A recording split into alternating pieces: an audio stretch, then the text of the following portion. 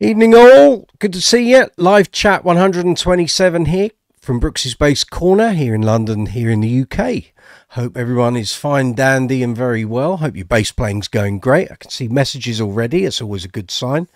Hope your week has been grand. If you've had any gigs, I hope they've all gone really well and you've had a mighty fine time. So it's Tuesday night, 8 o'clock, as I said, Brooksy's Bass Corner, live chat 127, coming to you from London. Here in the UK, coming towards the end of August, summer is on its way. We've got the winds blowing outside. We had a tree limb. We've got a big oak tree straight outside our house, and a tree limb came down last Tuesday, and various neighbours have been dealing with it today. Hefty, huge. We got away lightly, but this limb is still sort of hanging down. We're waiting for a tree surgeon to come and deal with it all. It's got fungus in it and all sorts. Not great. Anyway, on a happier note, if you're tuning in, whether through the shorts feed, vertical live stream feed, maybe you found us on YouTube or Facebook or Instagram, we're broadcasting on all three tonight.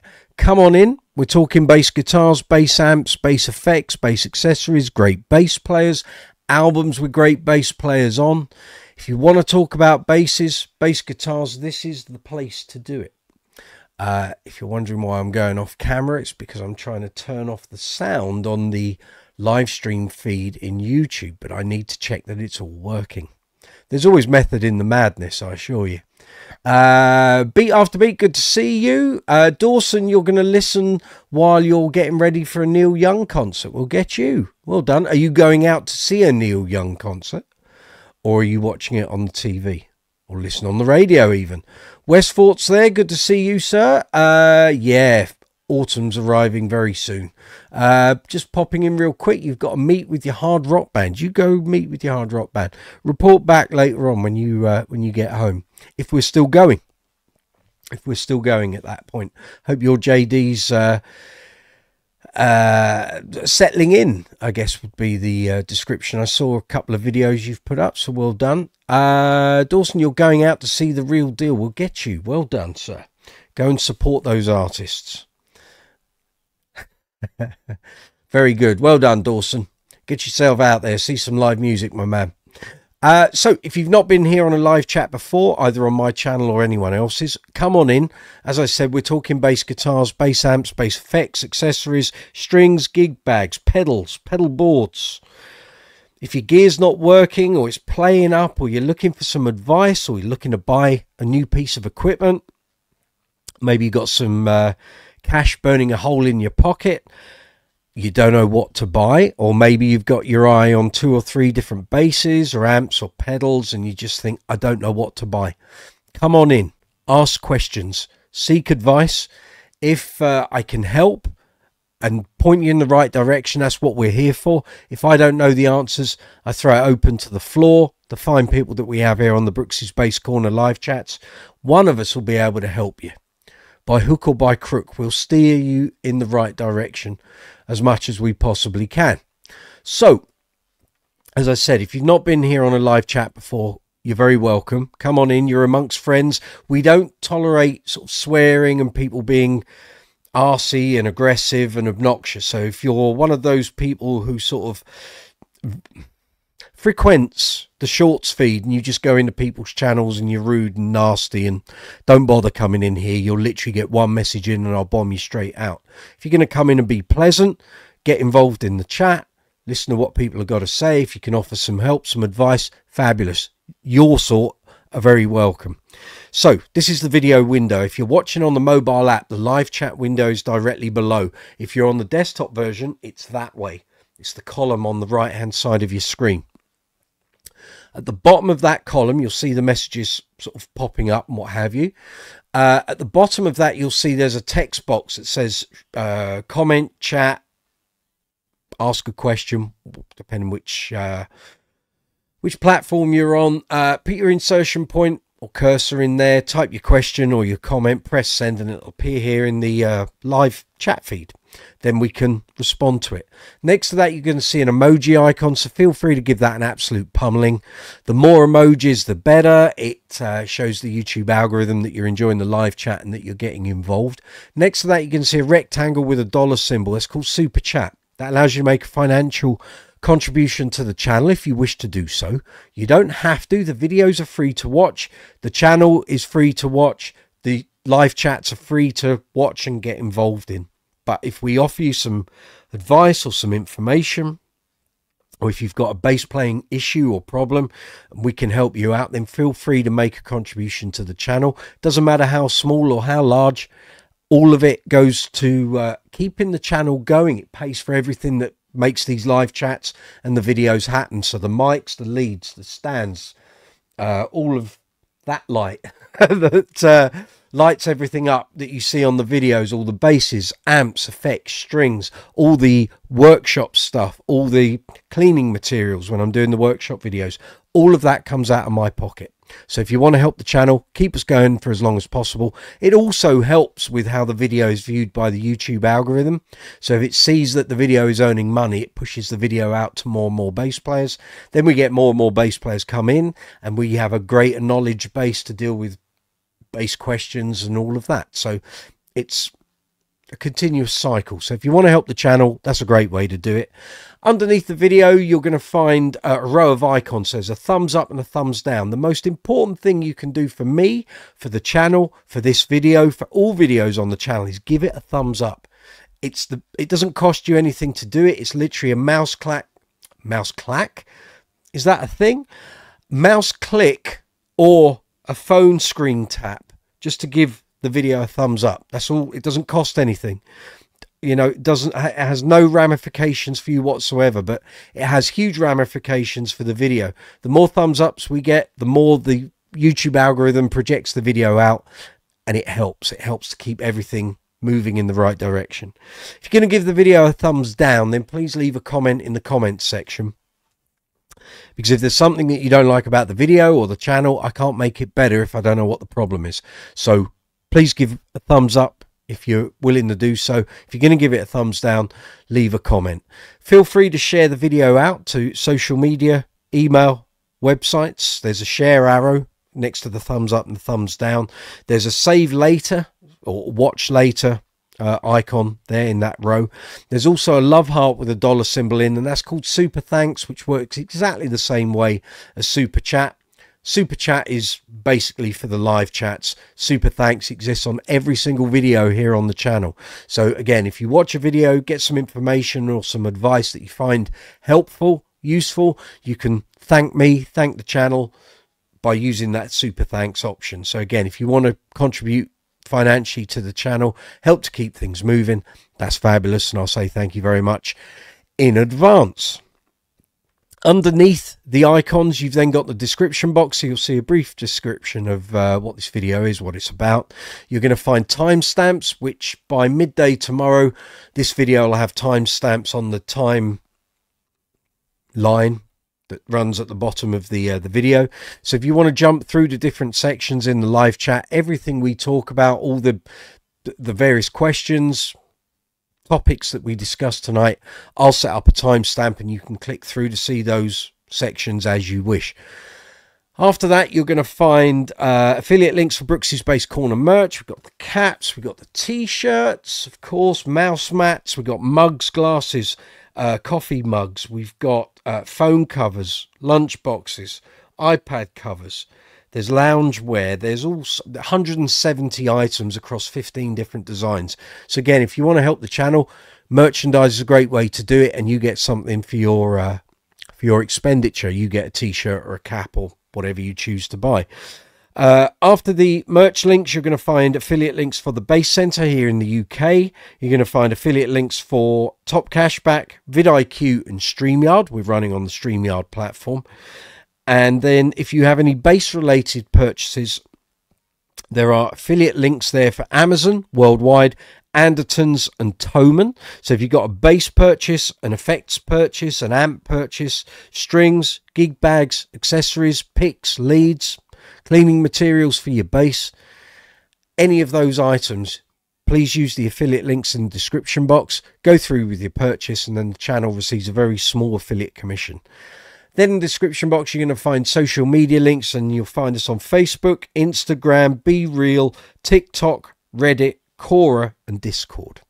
There we go. I can see some more comments. Westfort, got to change the strings on the JD. They're already dead.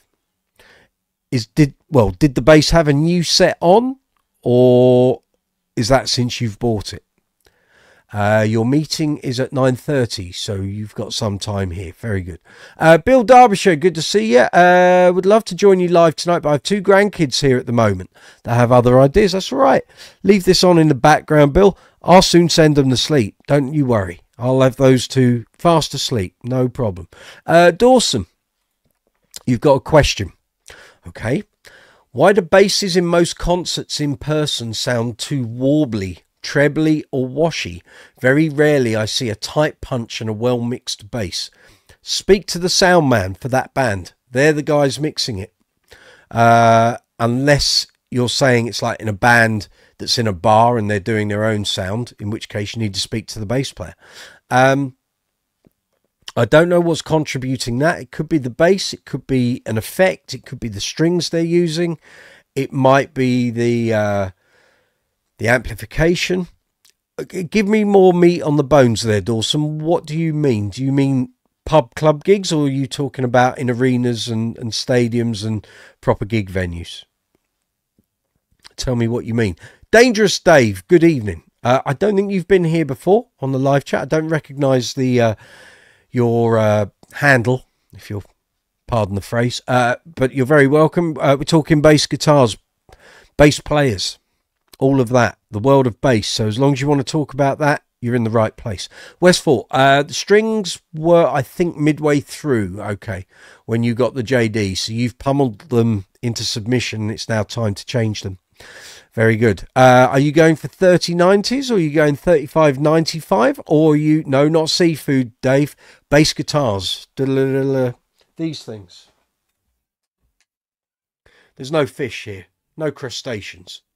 You might want to go and visit Low End Lobster. She'll deal with the crustaceans, but we're talking these bass guitars. So if you're having a laugh, that's good. If you actually want to watch Fishing Channel, you're in the wrong place, my friend. Yes, so what gauge are you going for, Westfort? But it came with 2 elite sets of strings. Okay. If you want sort of the playability of the light gauges, but a bit more tone, you might want to go for 3595s. And then after that, you're into 4000s and 4505s. I think from what you've told me before, you're very much into the 3090s thing, so go for it. Just be aware, you may need to adjust your truss rod, even though it's been set up for light gauge strings. Just keep an eye on the neck relief, because light gauge strings don't offer a huge amount of tension. They do, but obviously not as much as a slightly heavier gauge. So if you like 3090s but you need a bit more oomph, then maybe think about 3595s, but I'll leave it up to you, young man. Lauren, good to see you. Hey, welcome. Dawson, pub club gigs. Yeah, I guess it depends on lead in and sound check time. No, it shouldn't be. If a band's got a twangy, warbly, trebly, washy bass sound, then there's something wrong. It could be their effects. It might be the way they're EQing. Again, I don't know if that bass player is going through the PA system or if it's just their backline that you're hearing. So again, if they're using small speakers, might be, if they're using a small combo or small cabinet, 110s, 112s, it's not going to convey a lot of bass end up against a drum kit. So you need bigger cabs and all that. If you give me more information, Dawson, let me know. Westfort, you're going to go for 3090s. Okay, just be prepared. As many a 3090 player will attest to, those strings are going to go dead really quick.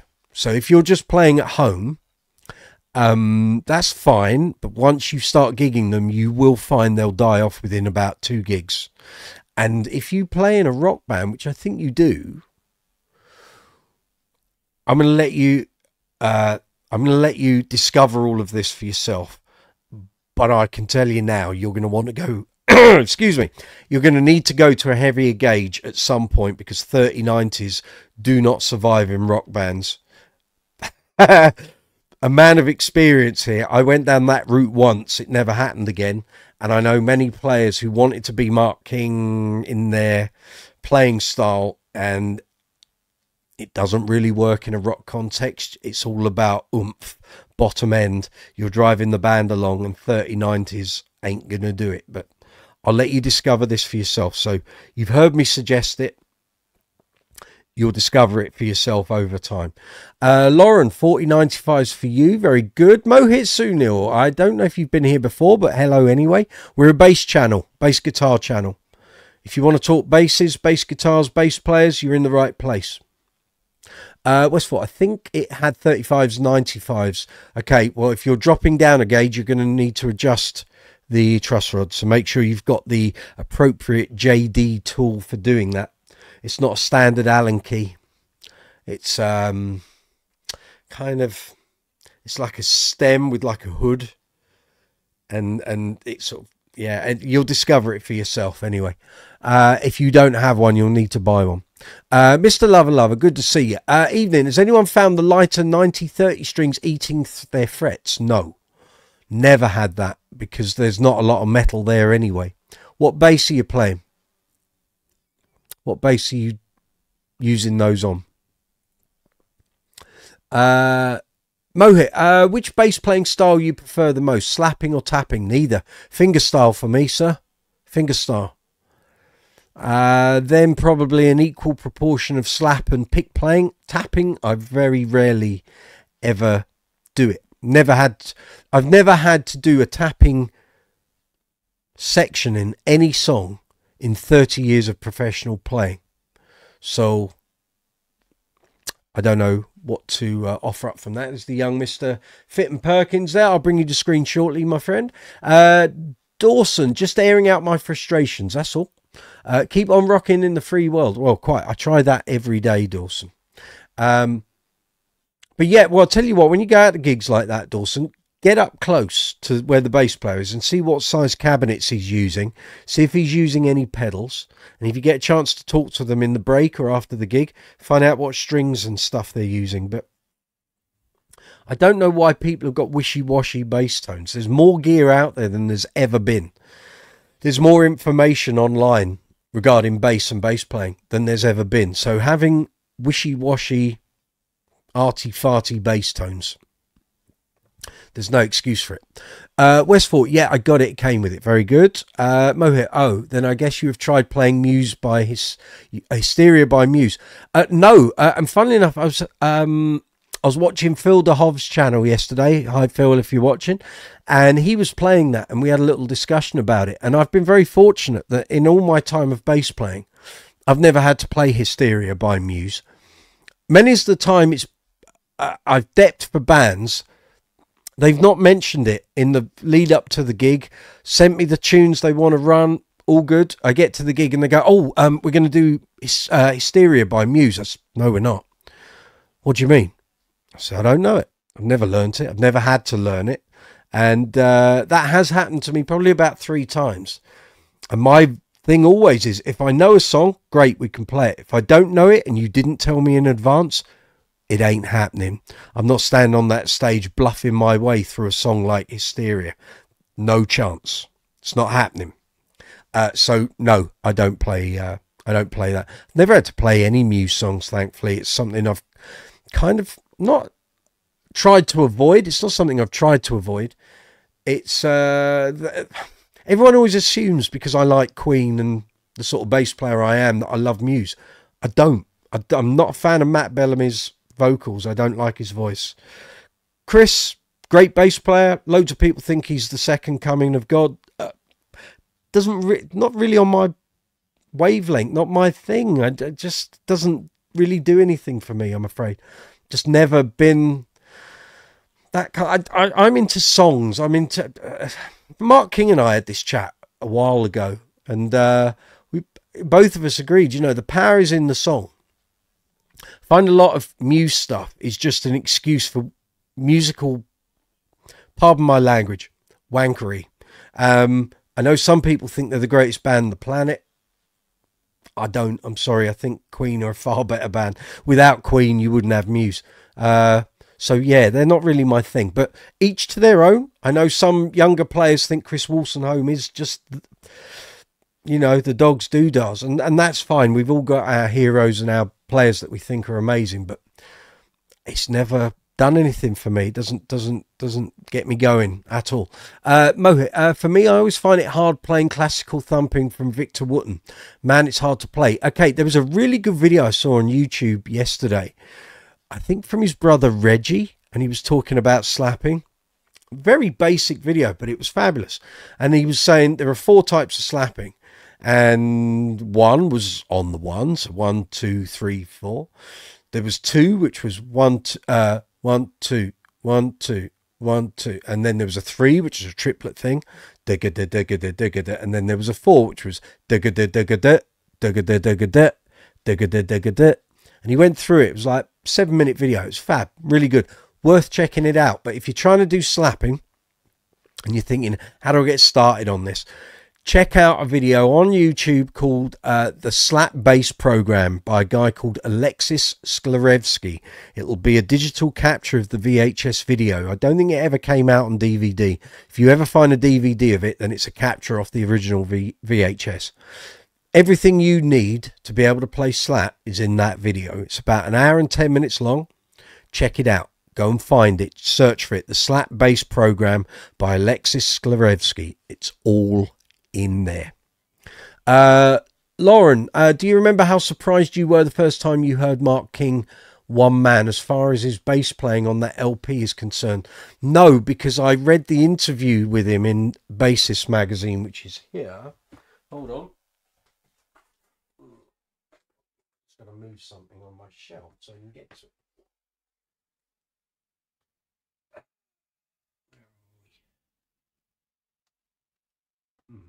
There we go.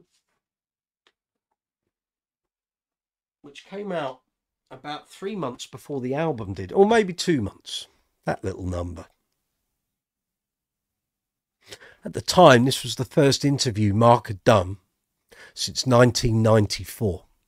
So I suspect if I went back to Future Publishing, yeah, and asked for the sales figures for Bassist magazine, I would suspect that could well be the biggest selling issue they ever had. I remember getting 2 copies the moment the woman put the stack of those on the shelf at W.H. Smith's in West Ealing, and later that day I popped in again to buy some CDs and all the magazines had gone, which tells you something. So I wasn't surprised by how one man sounded, because I'd read that interview and it clearly he'd gone down a totally different avenue. The gear he was using was different. It was Mark being a songwriter on his own terms. So no, it wasn't a surprise. There's some good stuff on it. It's not something I listen to very often. I think Love Wars is probably the best song on there. And there were some good tracks on there. Changing of the Guard was great. Shame it's a rip-off of Sweet Home Alabama, but you know, every artist ever has used a DCG chord progression. But yeah, what were your thoughts? You know, let me know what you think. Westford, only know time is running out from Muse, great bass parts, but not a big fan also. Okay. Lauren, excellent. I remember that magazine. There we go. Richard Fitton Perkins, let's bring you to screen, young man. There we go. How are we doing? I'll put my headphones on. I can hear what you're saying. There we go. Really, Michael, how are you doing? I'm all right. I'm not too bad. Good. Lovely. Been off purchasing today, have you? Been off purchasing things to sell, yes. Yes. Yeah. So which did you buy and which did you pass on? I ended up buying the Jazz because it was absolutely mint out of the box, never ever gigged. So yeah, that'll do it. Yeah. Yeah. Very nice. So you passed on the Burns? For the time being, yes. Yes. It was nice, but not anything I'd actually play. You know, it's very limited market. Limited market for those. Yeah. And I remember when they these, triple sort of pickups are really odd. These sort of front neck one sounds really thin and sort of nothingy. The front two, i.e. the neck and the middle one, sound really, really boomy and crazy. Okay. The middle one sounds like a cheap P bass. And the back two sound pretty good, actually. Yeah. Okay. So, yeah. I remember when Burns got reinvigorated through the Bass Centre, and they were so flavour of the month. Suddenly every band was playing them, all the retro look, and aren't they great? And I started seeing them all the time on the covers circuit, and I thought, they're not going to last. And within about 8 months, everyone that I knew that had one said, the bits are falling off, the pickups given out, the bridge screws have dropped off, and it's like, what did you expect? Yeah. they cost under 300 or 400 pounds. Yeah. So they were one of those iconic instruments from the early days of rock and roll and bass, and they didn't really have a place. By the early 2000s. Yeah, gear construction has moved on, and very it's slightly. one of those. It's one of those instruments that, like your dad would have they were great. No, they weren't. They were what they were at the time. Your memory of what they were, is shrouded in rose-tinted glasses, because that takes you. It's the nostalgia factor. It's nothing to do with actually how good the thing is. But there we go. You live and learn. Saying good evening. He is. I can see there's a few messages there. Albriano, good to see you. It was New Gear Day for you on Friday. Another one. I received delivery from Sweetwater of your Sadowsky JJ, made in Germany. Metroline, custom shop build quality. Haven't put it down. Very good. That's good to hear. Lauren, I think this LP is super different. It is. I like it. I listen to it every 3 or 4 months. I haven't listened to it in 3 or 4 years, but actually probably longer than that. Probably about 20 years since I last listened to One Man. Changing the Guard is indeed very close to Sweet Home Alabama. I love the live rendition of those tracks played live on the Owner Filter DVD. Yeah, I actually think the tone and the sound of the band is better on the 2000 Grupo Mark King DVD from Isle of Wight. But yeah. I saw Westfort said you like Just Like That from Mark. Yes, that was from the Trash album. He rolled that out, actually. Now, did he roll that out on the One Man tour? I can't remember. There's a video from Shepherd's Bush that the Level Fest guys recorded. I think that might have been a Carl Mueller video, and that would indicate whether Just Like That was in the set then. I think it might have been, but Trash didn't get a release until 99, so it might be that he didn't start playing that until then. I can't remember. It's 27 years ago, but I saw the gig in Croydon in January 99 after One Man had just come out, and I just can't remember if Just Like That was in the set or not. It could have been. I can't remember. Albriano, me and Fenders have never had a great relationship. Join the bus, mate.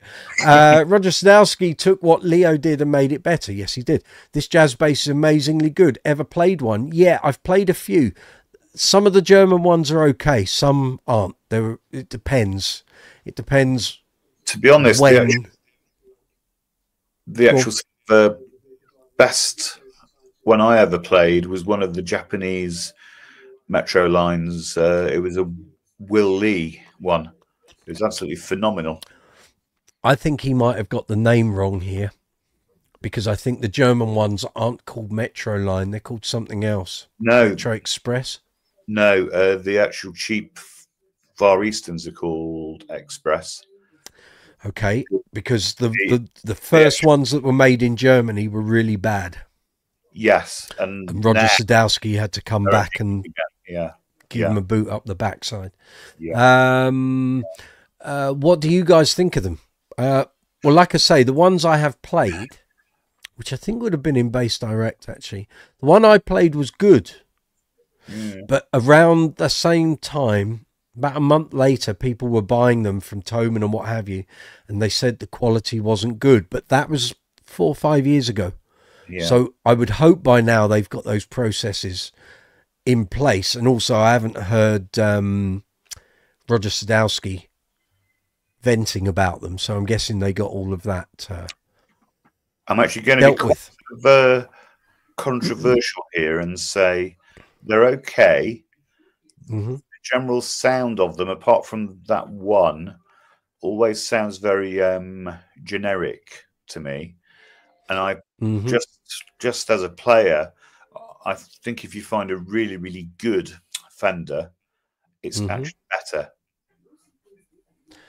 Okay, right. As you can see, people, we've got a complete dickhead here. So this is the same guy that came on my live chat 2 weeks ago, claiming to be YouTube's chat service. And let's just have a look at you, sir, shall we? Right, let's do that. And then I want another one. Hang on. And we want to do this. So just bear with me. No problem. And yeah, keep them talking, Richard, please. Okay. In the messages, anyway. Yeah.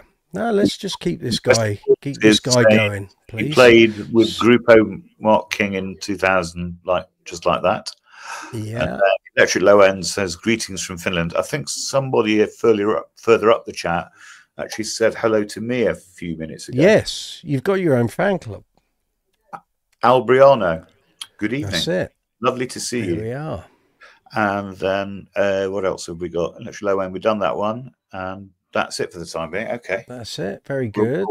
No, the reason we want to keep this going is because I've just gone to this guy's YouTube channel and we've now got screen grabs, mate. So you will be reported to YouTube probably in about 3 minutes. So you might want to close your channel down because you're about to get bombed out. So you came here on my live chat 2 weeks ago. You're nothing to do with YouTube's chat service at all. And so now I've got the screen grab of your account. They will find your details. So expect a little tap on the shoulder. I've done everything they've asked me to do. I've got the video ID, I've got your details, and I've got the screen grab. So you carry on chatting. Yeah, you dickhead. Absolutely. So please keep coming on my channel. I'll keep reporting you. Your channel will get shut down. Well, it's not a channel. You've just set up an ID. So it's fine. Off you go. Off you go. Bye. Bye, dickhead. Here we go. Anyway, do we reappear one day? That's all right. I'm going to let Richard chat to you guys. Please feel free to go through the chat window. I'm just about to speak to YouTube, so okay, no problem. Just bear with me a second. So very good. Well done, sir. It is the same with Sire bases. People gave them loads of hype, but I've heard of issues with cheap hardware. Very true. The Sire preamps are really, really complex. The knobs on the early ones were a bit cheap. The tuning keys were extremely cheap. But, you know, they're all right. Playable. And, of course, they actually started off really, really cheap. I had one of the first Sires that came over here, and it was just trying to think, it was about $399 around there. Bargain. So anyway, Laurent says, some people have no life. It is sad. It is very true. Very true. Unfortunately, people do very boring things, and who knows.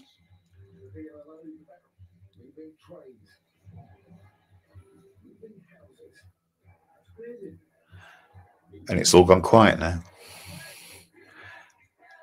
Any more questions, comments? Any gigs this weekend for me? Not last weekend. No, I was off. And next weekend I have a duo job actually on the Saturday. So, and the weekend after I have about 3. So it's pretty busy then. In actual fact, the weekend of Nick's Do on September the 7th, I have on the Saturday I'm on the East Coast in Yarmouth. Then I'm in Leeds on the Sunday afternoon, and then I'm going to try and get down to the Do at Peterborough. So it's a bit.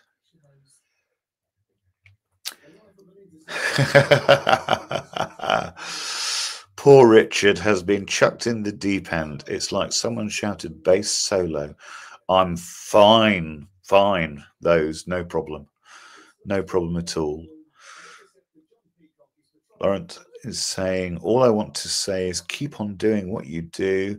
I like hearing passionate people. We're very, very, very passionate about making lists in particular. So what is the duo gig? It's our trio. It's a guy I've been playing with for 35 years, but with no actual drummer.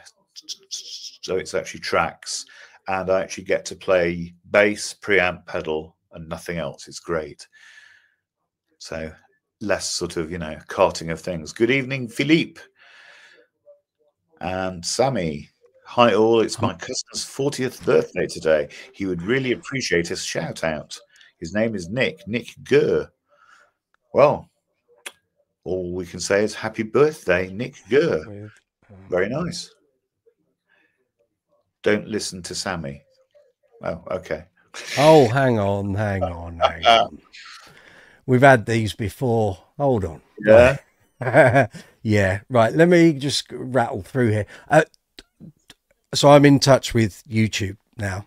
Right. So that's the guy that I talked about the other week that came on my Friday live chat when I was doing the premiere for the last long form video. He does this. He drops in on people's live chats and thinks he's impersonating YouTube and gets them to shut down their live chats. Lovely. He doesn't get anything out of it other than doing that. And because you don't know whether that is YouTube for real or not, people shut down their live chats. Right, yeah.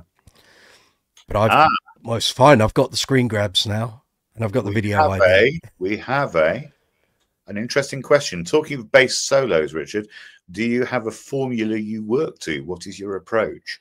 It all depends on the actual tune. Generally, something that will sort of mimic the actual main line, and of course change. Sometimes in the past I've done the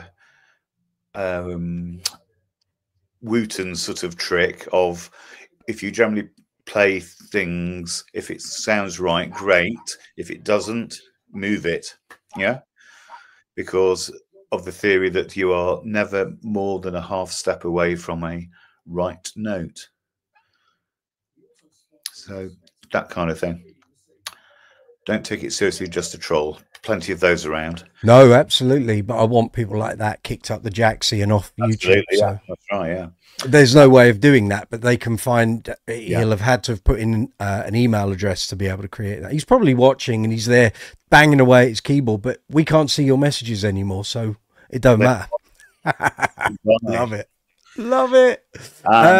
Says nowadays we have super interesting podcasts. One good thing in a very often depressing society. Very true. Dawson, commercial music. Rich. That's all right. Dawson, you're saying Newman rocks. Have you finally discovered the album that I put up on my channel? That's been up there since about 5 days in from the start of this. I'm the bass player on that album, that one album. So if you enjoy that, feel free to check out all those tracks, Dawson. West 40 played it with Grupo Mark King. Yeah, he did Just Like That from 99. So that was from, they did like a mini UK tour and did about 6 nights at the Jazz Cafe. But I have a feeling I have a feeling he already played it on the one-man tour, because he certainly was playing it at festivals in '99. Along with Changing of the Guard. It was basically just like that, went into Changing of the Guard. But yeah. Electric Low End, good to see you. Welcome, welcome, welcome. Gareth, it's the same with Sire basses. People gave them loads of hype, but I've heard of issues with cheap hardware. Yep, and cheap pickups and cheap electronics and bits falling off them. But that's not all of them. I'm not tiring them all with the same brush. It just, it is. This Sammy character, do we have a teeny bit of a womble going on here? Maybe. I will soon know, because there was a young guy who was 16, came on the channel a couple of months back before you were here as a regular. Some people, Gareth Harrison, any gigs? Oh, yep, all right, that's that done. Westford, this is another question. Why Grupo Mark King was called Grupo Mark King? Because I think it was just Mark's sense of humour.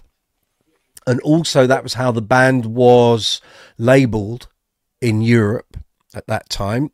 So when Mark came out to do the one-man stuff, he was just called Mark King. And then as they were touring around Europe, it became the Mark King Band. But as Mark found out within a year or two, probably by the end of 2000, it was very hard for European promoters to promote him as Mark King without having the name Level 42. And unfortunately for Mark at that time, Mike still held 50% of the band name. So it wasn't until, and Mark has said this in interviews, he approached Mike to buy the name off him and he went no. And then he approached him again and he said no again. And then there came a point, I guess in 2002, 2003, where Mike, for whatever reason, needed a few bob. And he relented and he sold the name to Mike. And that was the point that Mark was then able to start calling the band Level 42 again. And that coincided with Lyndon Connor leaving the band and Mike Lindup rejoining and the band becoming Level 42 again. So that's how that sort of happened. But why it was called Grupo Mark King, just probably a joke on Mark's part when it came to releasing the CD and DVDs. It wasn't how it was billed here in the UK. Westford, there was another question. Yeah, we've done that. Lee Bolton, good to see you. Paul Rich has been chatting and it's like someone shouted bass solo. Yeah. No, I just needed someone to keep that joker there so I could get the screen grabs. I've got the screen grabs now. So, and I said this to Jamie and I said it to Stacey, so they knew, maybe Rich didn't, that if we were ever doing a live chat and that pilot came on again, keep him talking so that I can go and contact YouTube. Good idea. And now we have another one who seems to think he's funny or insulting. That's okay. I'm getting there. I've got a gig with my acoustic trio. Very good. Phil DeHove, what's the duo gig? Excellent. There we go. Good to see you, Phil. Sammy, hi all. It's my cousin's 40th birthday today. He would really appreciate a shout. His name is Nick. Oh dear, oh dear, oh dear, oh dear, oh dear. You poor.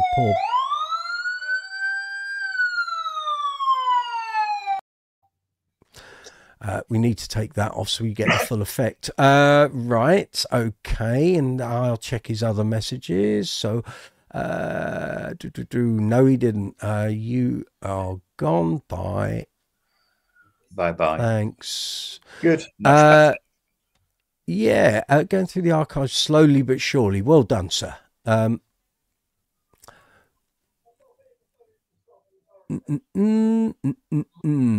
done that. Hi, everybody. Lorenzo's back. Good to see you, Lorenzo. Lee Bolton, talking to bass solos, Rich. What is your approach? Very good. No, I don't, Phil. I just bomb those people out. They can sit at home and sit in their pants eating cold pot noodles and warm Pepsi. Lauren, nowadays we have super interesting podcasts. One good thing is very often depressing. Any opinion on the future commercial music? Often think 10% of it is worth knowing. Nowadays it's probably not even that high. No, it isn't. Look, 20 years ago when I was in my very busy covers band, you made a point of knowing what the popular songs were, and I have to say a lot of it for me, I'd kind of stopped listening to music channels on radio, but I would hear everything on VH1 and MTV. And at the time I was doing 4, 5, 6 gigs a week. I'd be exposed to the big hits of the time through the DJs at the venues, and if they had MTV and VH1 on their screens, you'd see all that. Now, I mean, I did a gig on Saturday with a covers function band. There wasn't one new song from the past. God, I can't remember what the most up to date song in their repertoire was. Probably a Rihanna song from 2012. You know, there's so little. And I know some bands try to be a bit uber interesting and do their versions of current chart hits, but I don't know. I sound like an old fart, and I don't want to sound like an old fart. But I remember in the old covers band, around about 2013, 2014, and we made a conscious effort to have backing tracks that allowed us to do the current hits of the day, but as a 3-piece guitar band. But we were very aware that the number of songs you could take out of the chart and incorporate into a general covers band was getting less and less and less, because a lot of the overproduction of music and electronic music and EDM meant a lot of stuff just didn't convert to working in a guitar band. It just didn't. And despite our drummers' great attempts at trying to get all the sounds and the backing tracks we had were great, you always felt you were fighting against like an uphill battle of diminishing returns. And I'd now 10 years since I left that band, if I was in a general covers band, I wouldn't have a clue what's going to work and what isn't. Because again, if you're doing pub and club stuff, generally it's a younger audience. You don't tend to have too many people in their 40s and stuff in those sort of venues. So what are the kids listening to? I don't know. A lot of kids, I don't think, even bother listening to music. I think the attention deficit now is literally they'll listen to about 30 seconds of a track and go to the next one. Same as they do with shorts and TikTok. They'll listen to music on TikTok, not listen to an album. So I don't know. I don't know what the answer to that is. Laurent is actually quite right. It is sort of generally, disappearing, isn't it? There are no sort of proper tunes being written. Everything is an overzealous sort of drum pattern with one chord or maybe two if you're lucky, and one phrase just actually repeated ad infinitum, and it's just boring. Good evening, Stacey. There we are. Lauren, do I remember Mark King? Yes, I do. Yeah, I do. Yes. Yeah, all of that.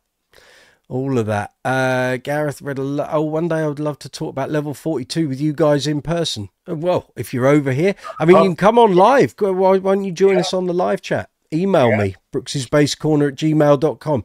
Email address is running along. Teeth aren't in today. Running along the top of the screen. If you send me an email, I can send you an invite. You click on the invite, you can come through live. You can talk about Mark King till the cows come home. It's all good. Westford, never mind, everyone is late. That's okay. Why did everything went wrong in the 90s? No, everything changed. Everything changed after 9/11. Wasn't the 90s. Everything changed after 9/11, and a lot of things changed during the last big financial recession at the end of 2008, 2009, which is when, certainly here in the UK, you were losing 15 pubs a day, every day. Lots of places where bands used to play disappeared overnight. That changed the whole gigging scene, certainly here in the UK. I don't know about Europe. And that would, after, it's hard for people to remember. And I know we attract some people who are in their early 20s. You wouldn't know. You weren't that.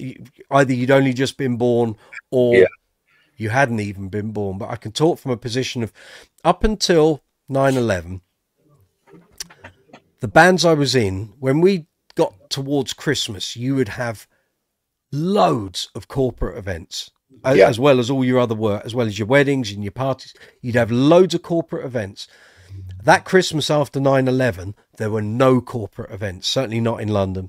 Basically, every financial company had been affected by 9/11. If they didn't have staff that were in the towers, they had people that worked on the ground in New York, and their lives were affected. So that year, I don't remember doing any corporate events from Christmas 2001 probably until about 2010. Yeah, and it became a thing. And I remember all the bands that were on the same circuit as me going, "You done a corporate event?" No. And what was happening was the companies were donating a lot of their profits to the people that were affected in New York, but also they had to invest loads of amounts of company profit into resetting up their offices in New York if they'd been in the towers. So that was, they couldn't be seen to have a Christmas party event, and you've got those people in New York and their families and what have you. So that was a big thing. And from that point on, where you used to be able to guarantee a certain amount of income from those corporate events, that wasn't there anymore. And everyone was trying to fill the gap with other things, weddings and private dues and what have you. But yeah, I don't know, music changed, MP3s changed, streaming changed everything. 2000, around about 99, 2000, once MP3s became a thing, but also recordable CDs. Once it was cheap to record on CDs, that changed. Because suddenly the whole arse fell out of the music business in terms of physical unit sales. Yep, absolutely. Definitely. I think. I mean, I saw that happen. I remember we bought a CD burner. It was like, all right, don't need to buy a CD. Well, of course you do. And I still buy CDs. I don't stream generally unless I'm learning a song and I need to do it quick. But I still buy physical CDs. But it just meant, and you got to remember that preceded iPods. So that's right. You had recordable CDs, recordable DVDs. So you could have a DVD with 4.5 gigabytes, and MP3s were 10 meg. You fill a DVD with virtually your entire music collection and mini discs, of course. And then the iPod came along and completely trounced everything. Everyone going, "This is a great thing," and all the record companies going, "Oh my god." Writings on the wall. That is it. Now people don't need to buy albums. They're just going to buy the 1 or 2 tracks they want. And we're funding the likes of Robbie Williams with a 100 million recording contract, or whatever he got, 10 million. Yeah. We've just thrown all that money down the pan. That's when it all changed. Technology changed it.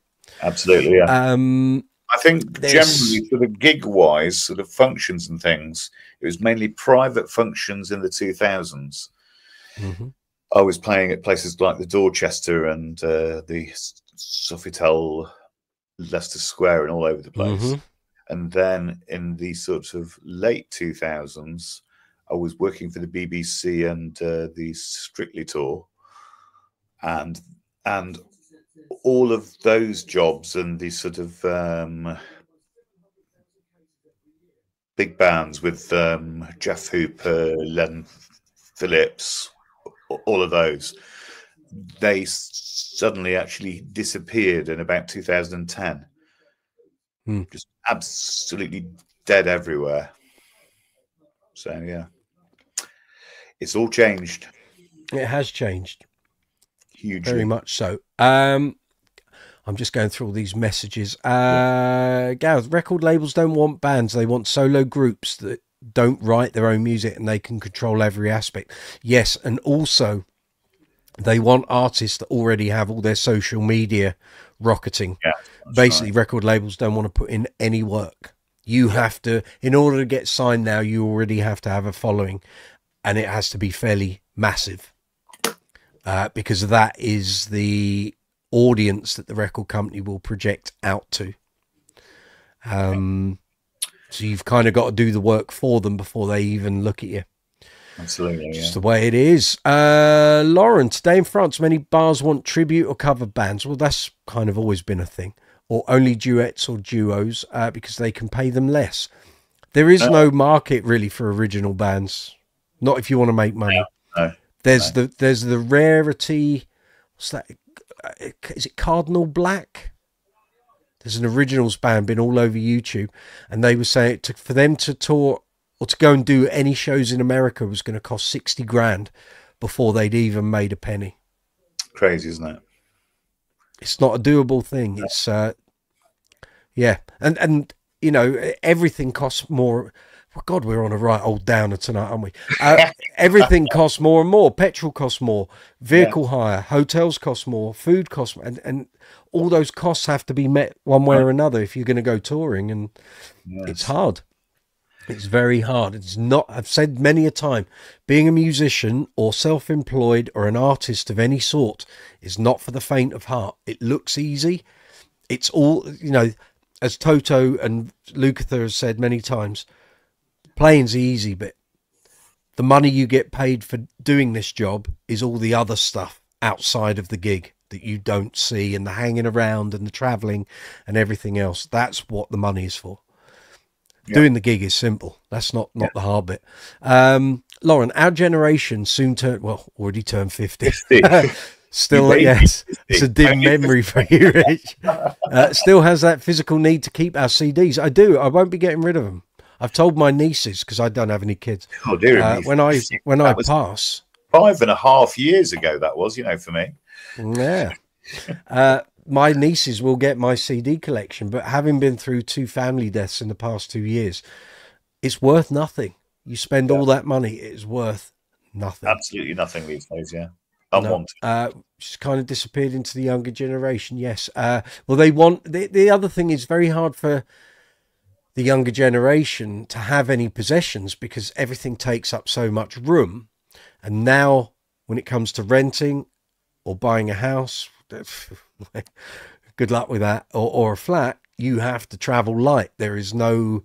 I can remember being in the Green Day band I was in. The singer in that he was younger than me, probably by about 3-4 years. I remember him copying his entire CD collection onto iTunes and binning all his CDs, and I said, what are you doing? He said, I don't have the room to store it. And at the time I thought, that's really weird. And now I look back and thought he was ahead of the game. He had all of his, he got rid of all of his book. Oh, this joker, you're back, are you? No, you're not. Bye. How does he keep doing? He just keeps setting up a new account. He does, is good, this. I've decided if we get Jamie on here, I'll let you two have a chat and I can deal with YouTube directly. Yeah. As they're sending me messages. But yeah, no problem. When I did this the other week, it was very simple to get hold of them, and at the moment, it's a little trickier. There was a button you pressed and you went straight through, and now there isn't. Okay. Or they're making it harder. They want you to do everything via the community. This was only 2 weeks ago. What else do we have? It is crazy how things have changed in music in the last 30 years by Laurent. Very true. Very, very true. I've actually seen all of it, which is frightening. Dawson says, how did your list go last week? The list with 100 plus bass 140 companies, actually. It was actually 140. It was actually the week before, and we came up with the general tagline tonight, live. 4 men or 5? 5. Make a list, you know. So, it's mental. Yeah, mental. I haven't said since the start of this live chat. Tonight is a free for all. It's we've got no topic, so you can talk anything about bass. It's all good. It's all good. We did 10 last week. There's no way we're rattling through that 140 brand list. That was just for the novelty of doing it, and it got 1,300 views, which I was very happy about. But I don't know who was finding that entertaining. Folks have absolutely no lives, do they? You know. But it does prove that there's absolutely nothing worth actually watching on August TV, you see. Well, this is it. They're all coming here and watching my channel. That's right. How it's all working. That's quite. I'm just checking everything here. Checking the stream is fine. It seems to be. That's good. Community posts. Refresh. That's all good. Right. Let's just check in there. Analytics is fine.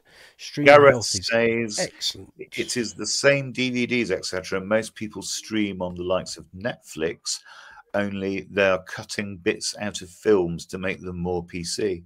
Very true. Yeah, very true. That is exactly what it is. Right. Just bear with me a moment, Gat. I'm just trying to get a hold of YouTube so I can get this joker dealt with. It was really simple to get hold of him the other week, and now it's not.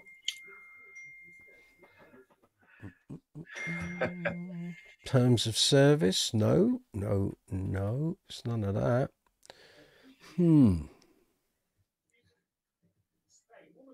I'll do it later. Otherwise, this live chat is just going to be me looking at a screen, trying to solve it. We'll get him sorted out. Don't you worry. Lauren, one last question. No, mate, you can ask as many questions as you like. It's what we're here for. What is the best CD you have listened to this week? Oh, easy. Hold on, put it in the rack. Pleasure, Young Gun Silver Fox. Love them. Fabulous band. Outstanding. Going to see them at Coco in London on the 5th of October. Can't wait. Right.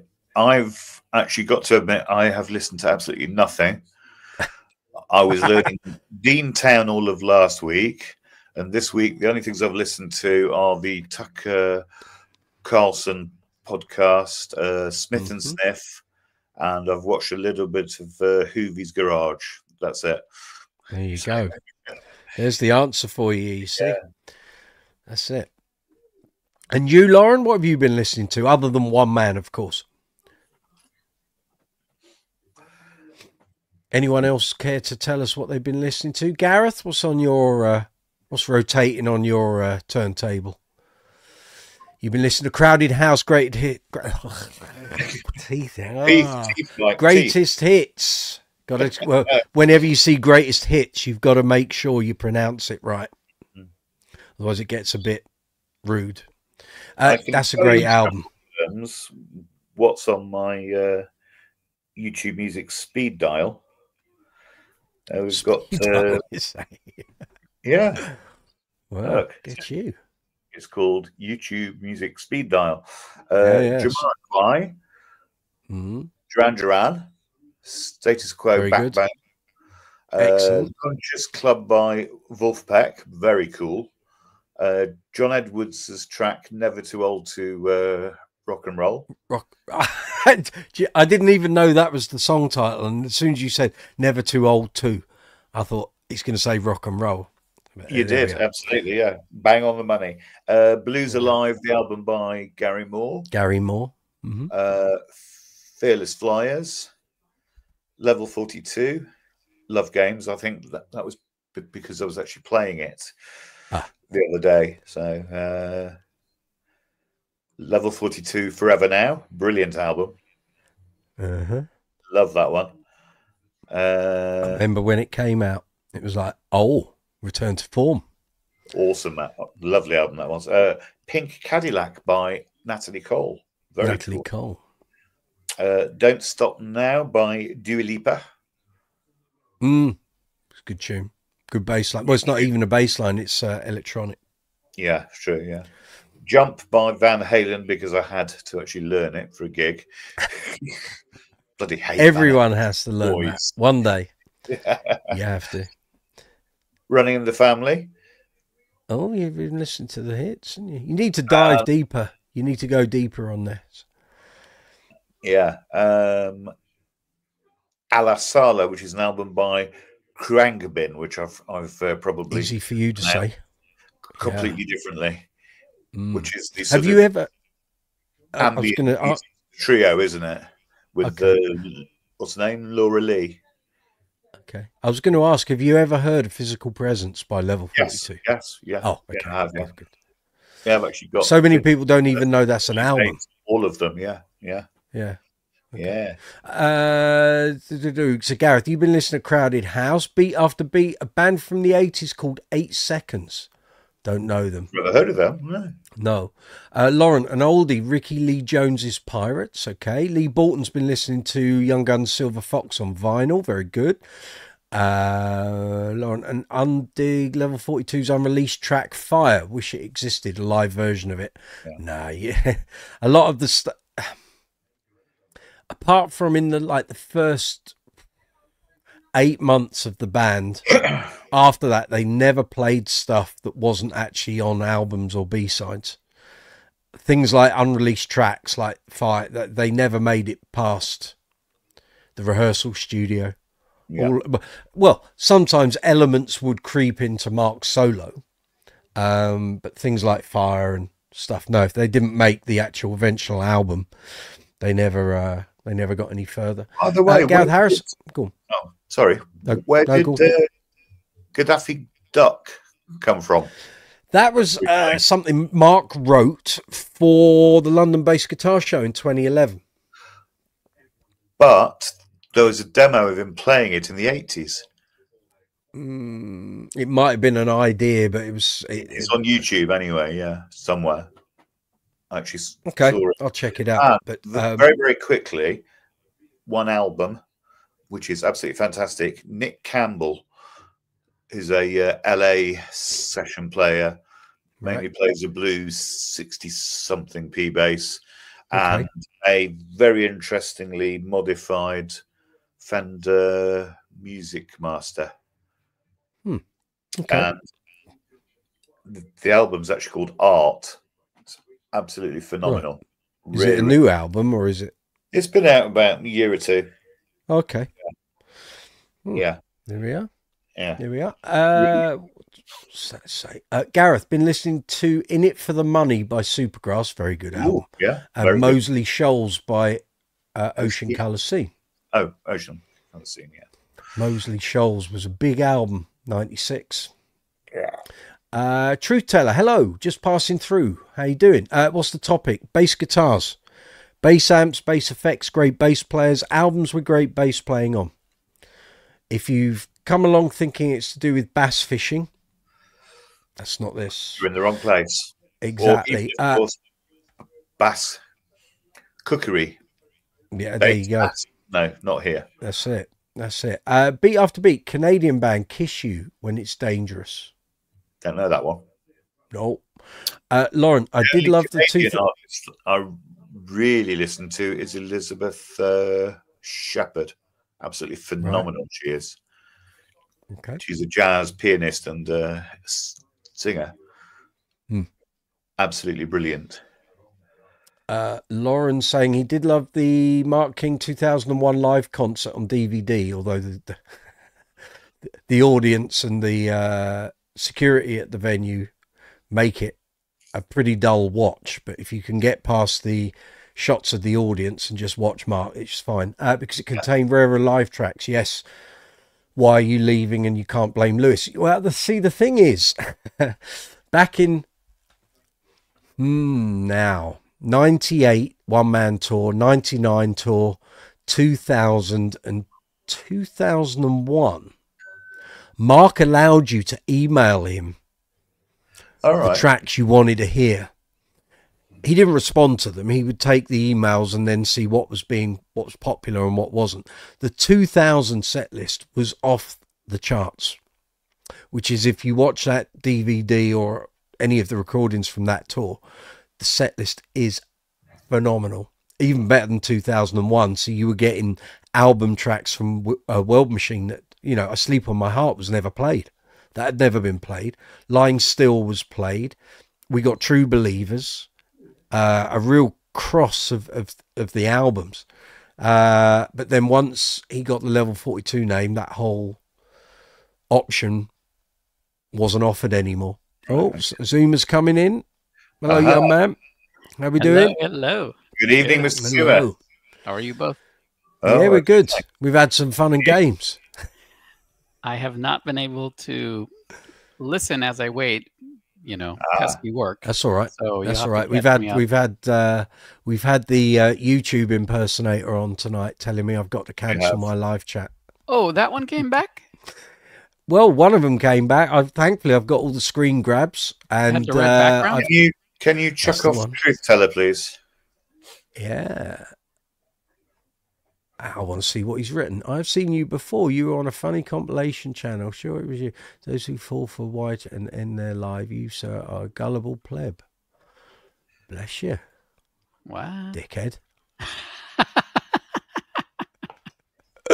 Love him. Fortunately, he seems to be incapable of actually using commas or anything. It's very... Most of them are. They didn't go to school. Well, there you go. Beat After Beat says, good to see you, Zuma. He's coming for your T-shirts. Yeah. Again. That's it. Oh, no. You got to get on the bus, Beat After Beat. You got to get round there. Thinking about it, sort of the middle of last week, I thought Zuma had actually died because really we were emailing and he just nice. Nothing. Me. Days, yeah. Oh, sorry. That's all right. I did not take offense to your comment about the wall. Just for the record, that's not okay. why. That's not why I didn't respond. That's no problem. But to be a little more specific.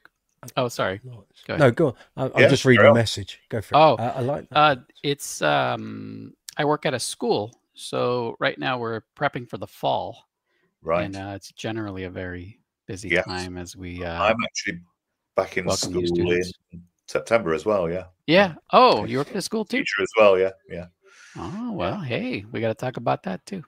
Anyhow, go. It's all good. It's all good. Now you wanted to talk about this Straplock thing. Do you want me to play the video so people can see? Hey, if you don't mind, that'd be great. Yeah. Yeah. Right. Let me just call that up from my email. I believe the actual pink bassman is on his way. Yeah. Right. Can't keep a good man down, I've heard. Absolutely. I will be back in a minute. Hold on. Let's just do. Well, while you pull that up, I'll give everybody the backstory. I have this Straplock thing, and I love it. I use it mostly on my SB1000 because it's pretty heavy and the buttons aren't very big. Anyway, I've had it for years. It's great. So I just wanted to get another one, and I thought it would be as simple as, oh, let me find out where I got this one. And I can't find where I got it from. I don't remember where I bought it. It's been over 10 years. Let me just make that larger. Oh, it doesn't make it any bigger for you. It look a little bigger for me, yeah. Okay, I'll wait for the other guys to appear. Yeah. So, Pink Bassman, the pink bow strap needs to be on a certain JD Series 3 that is not mine. You need to change the record. It's getting a bit dull. Where were you when I needed you? The bloody YouTube chat service dickhead appeared twice, and his mate. Oh, man. However, we did keep him chatting, and I've got the screen grabs, and I will be going straight to YouTube in about when this live chat finishes. I tried to contact YouTube while it's not a very good live chat to watch when I can't actually get involved. You're eating curry. I'm sure you are. All the best people do. That's no excuse. Change the record. Just wait for Richard to come back. He's topping up his Vimto. But yeah. So I've not been able to find this awesome little Straplock. And so how did you come to own this?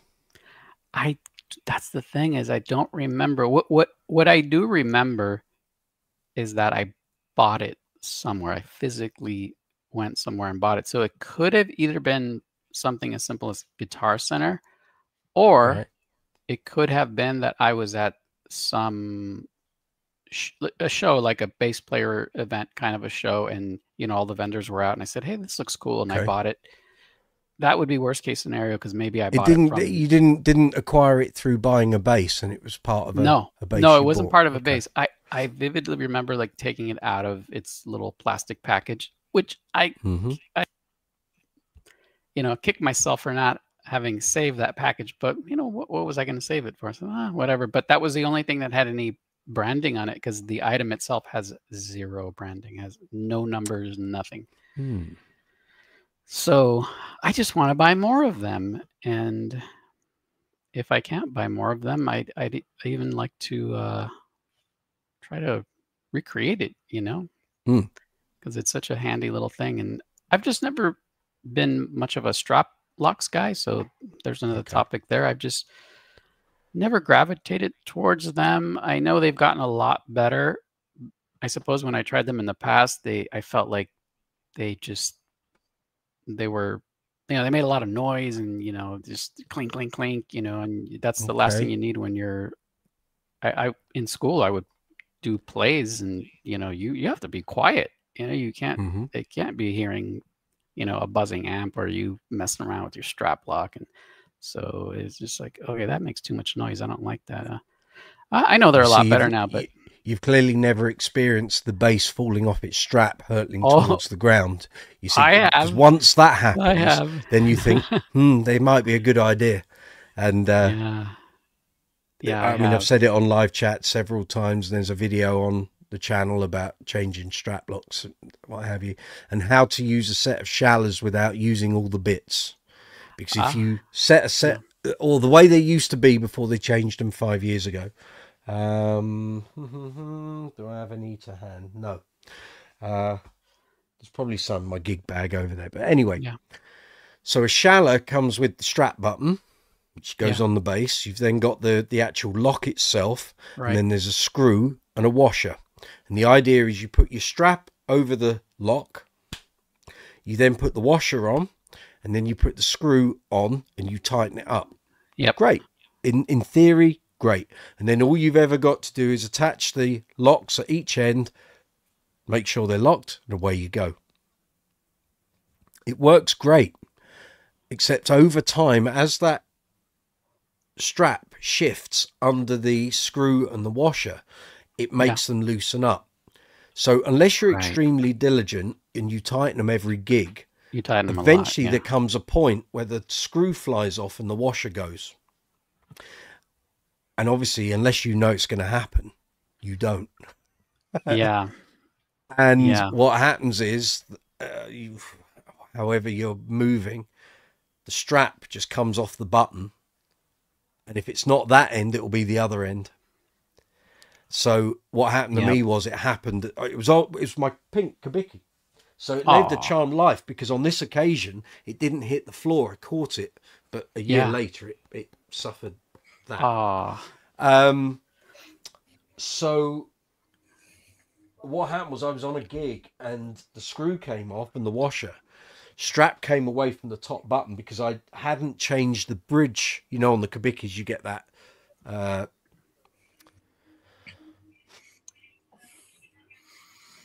When a company makes something and it's only theirs. Right. Proprietary. Proprietary. Thank you. I didn't change exactly that sort of thing. So the Kabiki buttons were you only ever found them on those. So I hadn't changed the one on the bridge. I left that as it was, but I changed the one on the top horn. Yeah. It came off the strap and I caught the base before it went. And I was like, oh God, that's no use. And I could see the washer and the screw on the floor. And I thought, well, that's absolutely useless. How do I get who thought that was a good idea? And I sat there the following day thinking, how can I get around this? And I realized if you do away with the washer and the screw, just put them back in the box. Yeah. If you put your strap over the regular shallow button that you've put on your base, and then put the lock over the top. Right. There. That does the job. Yeah, it's like putting a big washer. You don't need the washer. Yeah, right. But it's like you're increasing the surface area without using the rest of the pieces. Well, basically, as long as the hole on the strap isn't hugely exaggerated, huge, right? Like worn away or something. The lock will sit over the top. Now, I've used that since 1995. It's never gone wrong since. That's great. But it means I've got tons and tons of shallow washers and screws. Right. Or the nut. But all I need is the button and the strap lock. And that tends to work. Yeah. Now, Lee Bolton, you've put... I saw the link he posted, but I think he thinks those are regular strap locks. That's just the button on the area. When you see the video, you'll see what this mystery item is. Yeah, I'm trying to copy. It won't let me. Yeah, I don't want that. It just links to regular strap locks. Dunlop strap locks. Yeah. Okay. Thanks for trying, Lee. Yeah, thank you. But that's it does. not the item. No, it doesn't look like a Jim Dunlop Straplock to me. Yeah. What Zuma's got. Yeah. Right, I'm going to run this video. I thought Jamie was joining us, but he's not.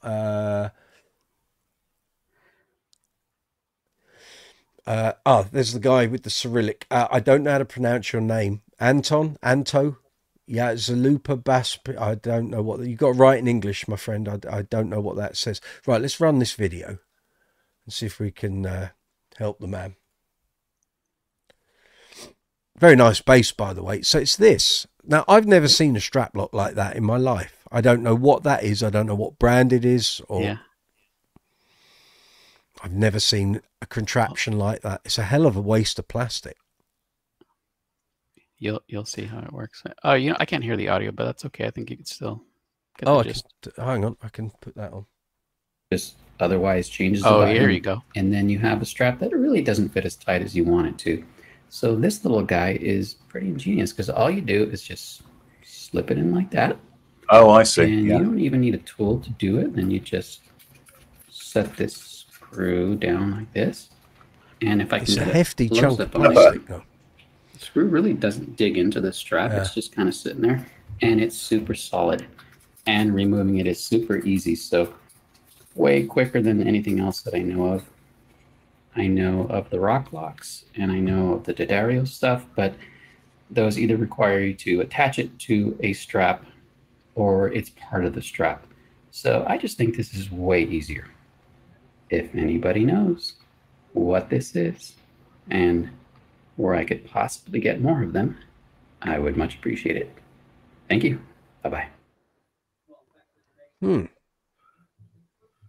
That's it. So, Yeah. remind me, Zuma, where you're based. Where are you location-wise? Los Angeles, California.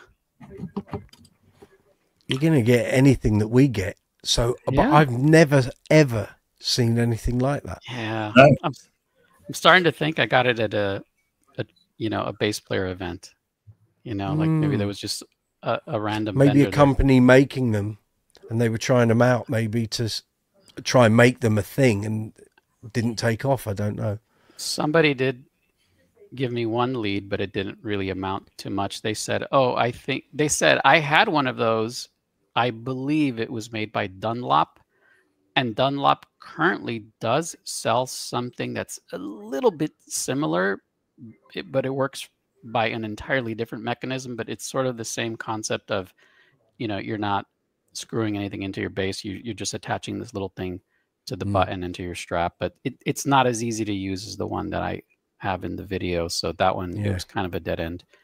I can see you there, Ollie. Yeah, shallow S-locks. They're the new modern versions. That's the model. Yeah, my buddy told me. They came out about 5 years ago.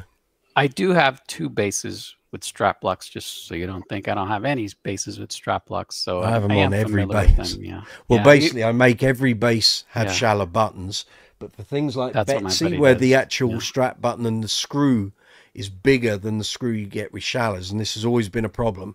I think in the new shallow S-locks, they come with two different size screws. So you get the regular one, if you're putting it on a bass that's, pardon my French, being freshly screwed, Yeah. or whether there has been a screw already, in which case you Right. need to have a thicker, The a larger wider, one. Yeah. yeah. Otherwise, there's no wood for it to grip on, because as you Right. unscrew the first one, it takes all the material out. They come with two, but Yeah. for basses like with the Betsy, which again is in a gig bag in the other room, Yeah. I've got to a point now where, because the screws are larger than the shallow ones, I'll just leave the buttons on and use red Grolsch washer, Right. rubber washer things. Brian that- May uses them, Yeah, and if that was he's pretty good. if he's willing to, Yeah. you know, safeguard the red special with a set of Grolsch red washer Yeah. tops, I'm all right with that. I can go Plus- with that. That's Plus, you get to drink a good beer. So Well, there you go. yeah. Although you don't see it very often anymore. I can get them here. They're great, and you know you can reuse A those lot of bottles. It's not a trendy beer anymore. It was. It's not anymore. No. It was at its trendiest in the late 80s with Ross attaching these sort of tops, That's their actual trainers. Well, I got a bunch because I made beer a couple of times, and those are the perfect bottles for Oh, brewing well, your there you own go. beer. I used to get the barman in my favourite bar in a lat. He would save them up, and every trip I'd go back and I'd get like a bag of 50. I'll have those. That's good. He said, well, they're just going in the bin otherwise. I said, no. You keep them in the glass on top of the till. Totally. I'll have those. Yeah. Thank you very much. I'll be back. They work great. Give you a nice tip. There we are. It is 9:25. We did the first hour and 25 minutes ago. It's Brooksy's Base Corner, live chat 127.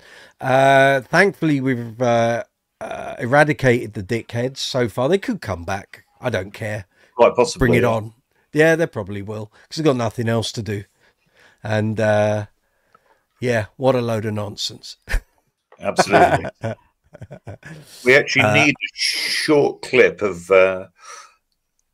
Dr. Evil pulling the actual lever of the yes. trapdoor. Yeah, that'd be good, that. That'd be good. I'm just trying to think where I saved that to. Just bear with me a minute. I'm just checking where I put those. There we go. We are content. Very good, very good. Lovely. That's lovely, that. There he is with his little spanner. Certainly is a spanner.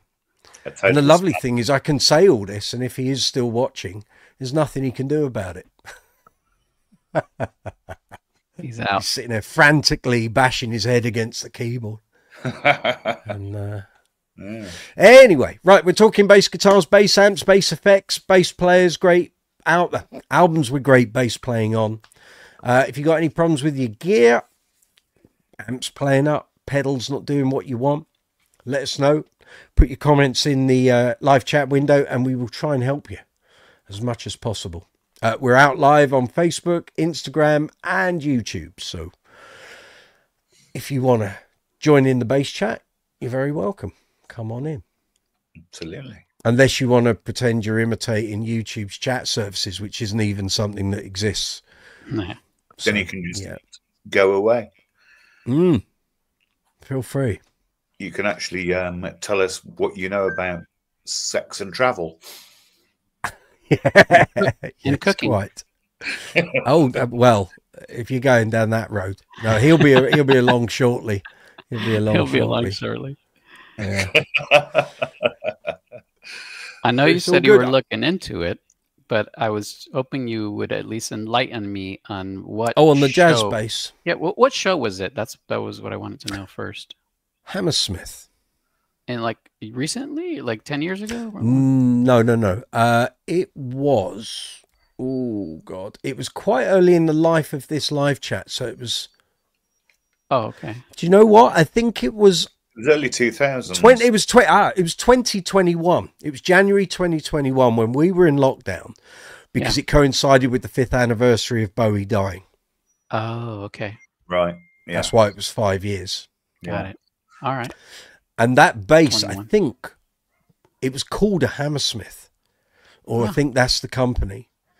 And I think they're London based, but I've not found out who it is. In fact, let's have a look. In fact, isn't there an open air one as well where the status pacers failed to turn up and he played a blue Mexican You're talking jazz? Mark King. You're Yeah. talking Mark King. Yeah. No, I can put the meat on the bones for that. So Oh, okay. no, it wasn't a blue jazz. The blue jazz you've seen is going back to 1998 when he was doing the Night at the Proms. That was the in Holland. signature jazz.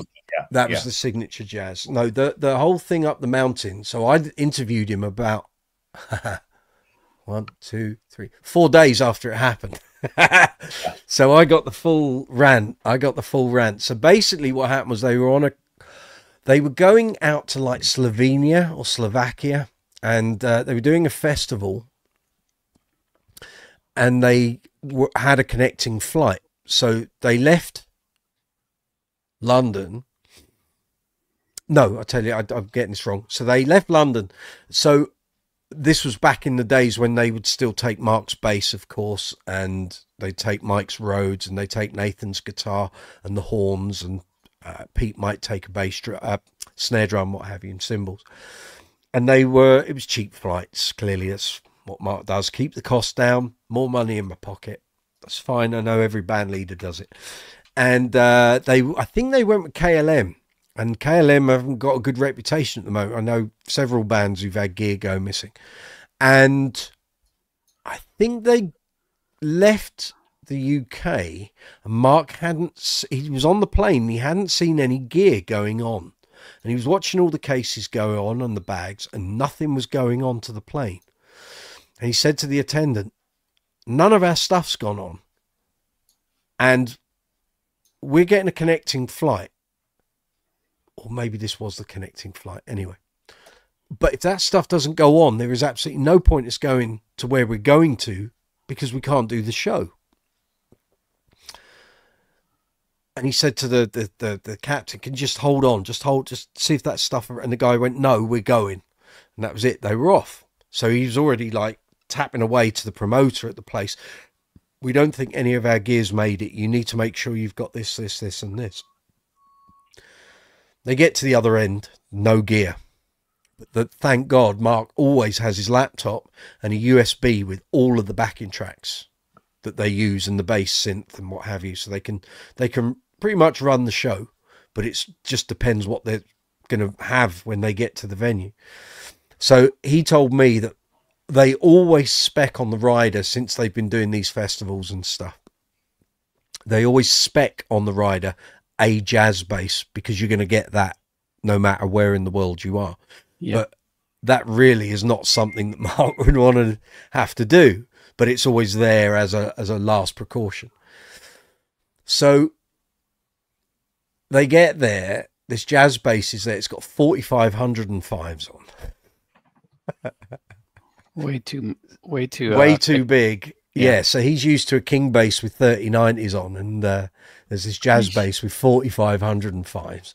And so he spends the afternoon up a mountain where this festival's going to take place, literally loading up drivers using a Unicorn interface to make sure they can run the tracks and everything from the laptop, trying to get everything set up on Mike's keyboards and everything else.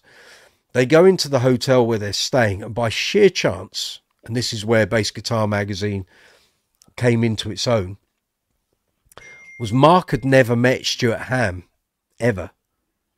Yet at the bass show in 2015, Mark was there, Stu Ham was there, Billy Sheehan was there. Mark and Billy Sheehan had never met. And Doug Wimbish was there. There's a cat fight going on out there. And Mark went and said hello to Stu and all of that. And he said, look, we've been shafted here. Can you help? He said, sure, yeah. Take whatever you want. So Stuart was rehearsing, I think, with Jan Wackerman. Is that right? Jan Ackerman, something like that. And three-piece, like power trio thing. And they were playing at the festival, but the night after. And Stu said, yes, help yourself, gear, whatever you want. And he said, well, what I really need is strings. So the story got contorted on Facebook before I spoke to Mark. So the way everyone thought it was that Stu gave him a jazz bass to play. That wasn't the case. The jazz bass was already on Level 42's rider. What Stu provided was strings, because there were no spare strings. So Mark's like, oh, great, thank you. And he gets the packet, and then 4505s. That's it. Whether you like it or not, you're playing 140. And as he said, you know, first couple of songs on the set, they're not simple. A second song is To Be With You Again, which is hard enough to sing and play, but it's basically like a keyboard bass line played on bass. And he said my whole arm was literally twitching, like it was going into absolute spasm, you know. Keep going. Wow. It's like, these are man strings, none of these girly sort of 30-90 strings. And he got through, but there is footage of it. And I mean, it's not the greatest bass sound for Mark, but 'tis what it is. That's what it is. But all the hyper poppy, you know, quick plucks on a G string in the middle of songs, you just couldn't do it because you aren't getting that level of bounce back off those strings. Right. Yeah. Wow. Yeah, but he got through, and the gig happened, and the videos are there. So Yeah. But That's right. in fact, let me see if I can pull a quote out of that. This is why you always put 40 to 95s. In your luggage? Jazz. Oh. Yeah, Let's open this up. because 45s are just too heavy. Bass Guitar Magazine. Here we go. Welcome Mark King, back, Mark Westport. King 2017. Let me see. Rough. Here we go. It's my rough transcript. This is where all the swear words are. I can read this out to you. So he said, we had this beautiful festival in Lasko, Slovenia. We couldn't get a direct flight, so we had to arrange connecting flights. There was a lot of buck passing going on when we changed planes, and I had a feeling when we landed that the gear wasn't going to make it onto the plane. So they'd gone from the UK to the connecting flight, and there wasn't a lot of time between the flights. And I had a feeling when we landed, the gear wasn't going to make it onto the plane. I'm watching the baggage ramp, and I haven't seen anything turn up going onto the second plane. I pointed out to the baggage handler that there were 12 of us flying, and there was no point in us going if we haven't got any instruments. Then a van came round which had my suitcase on it, which made me think that the gear wasn't too far away after all.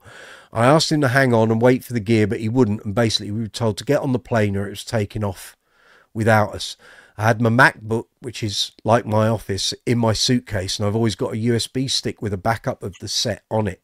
Be warned, children at home, always carry a USB stick with any information you need in your pocket. So I knew that if it came to the worst, we could be running some of the bass sequences and stuff. And when we have backline and gear supplied by the promoter, we always stick a Fender Jazz on there as well, just in case, and a Mark of the Unicorn interface. All of that was there. So then it was just a case of spending an hour adjusting the Jazz, so it was good for me. When we got to the hotel, Stu Ham and his band were rehearsing in the back of the hotel. So when we went and said hello first time I met him was at the bass show in 2015. The whole band were very sweet, trying to help us out because they weren't playing until the next day. When we got to the gig, it was all right. Beautiful views, drum kit was there. I had a TC rig, so that was fine. They got me a chorus and a delay pedal, so the job will get done. I then spent the rest of the afternoon loading up Logic into a laptop and seeing if it would all work and downloading drivers. And it was brilliant. We did it, and it was the first time it had happened in 37 years, and it was one of the best gigs we've ever done. The moral for us is we now don't do connecting flights unless there's a minimum 2.5 hour transfer time. Yeah, so he says, just because the sound is there, you just plug it out. I got handed a Fender Jazz, which was fine, but the biggest deal for me was the strings. Stu Ham, bless him, came to my rescue and offered me anything I needed, as he wasn't gigging till the following day. He said, my buddy, you can use whatever you want. If you want the bass, the pedals, the backline, help yourself. But what I really needed was some strings, and bless him, he gave me a couple of sets, which were great, but they were still the big FUCKERS compared to what I use. So we get to the second song, which is To Be With You Again, and my forearm was starting to have a go at me for being a big Jesse. These are man strings you're using. I'm thinking, be calm, Mark, be calm, but that's a tricky bass line with lots going on anyway. But the last time I saw something like that thick was on a ski lift. Yeah.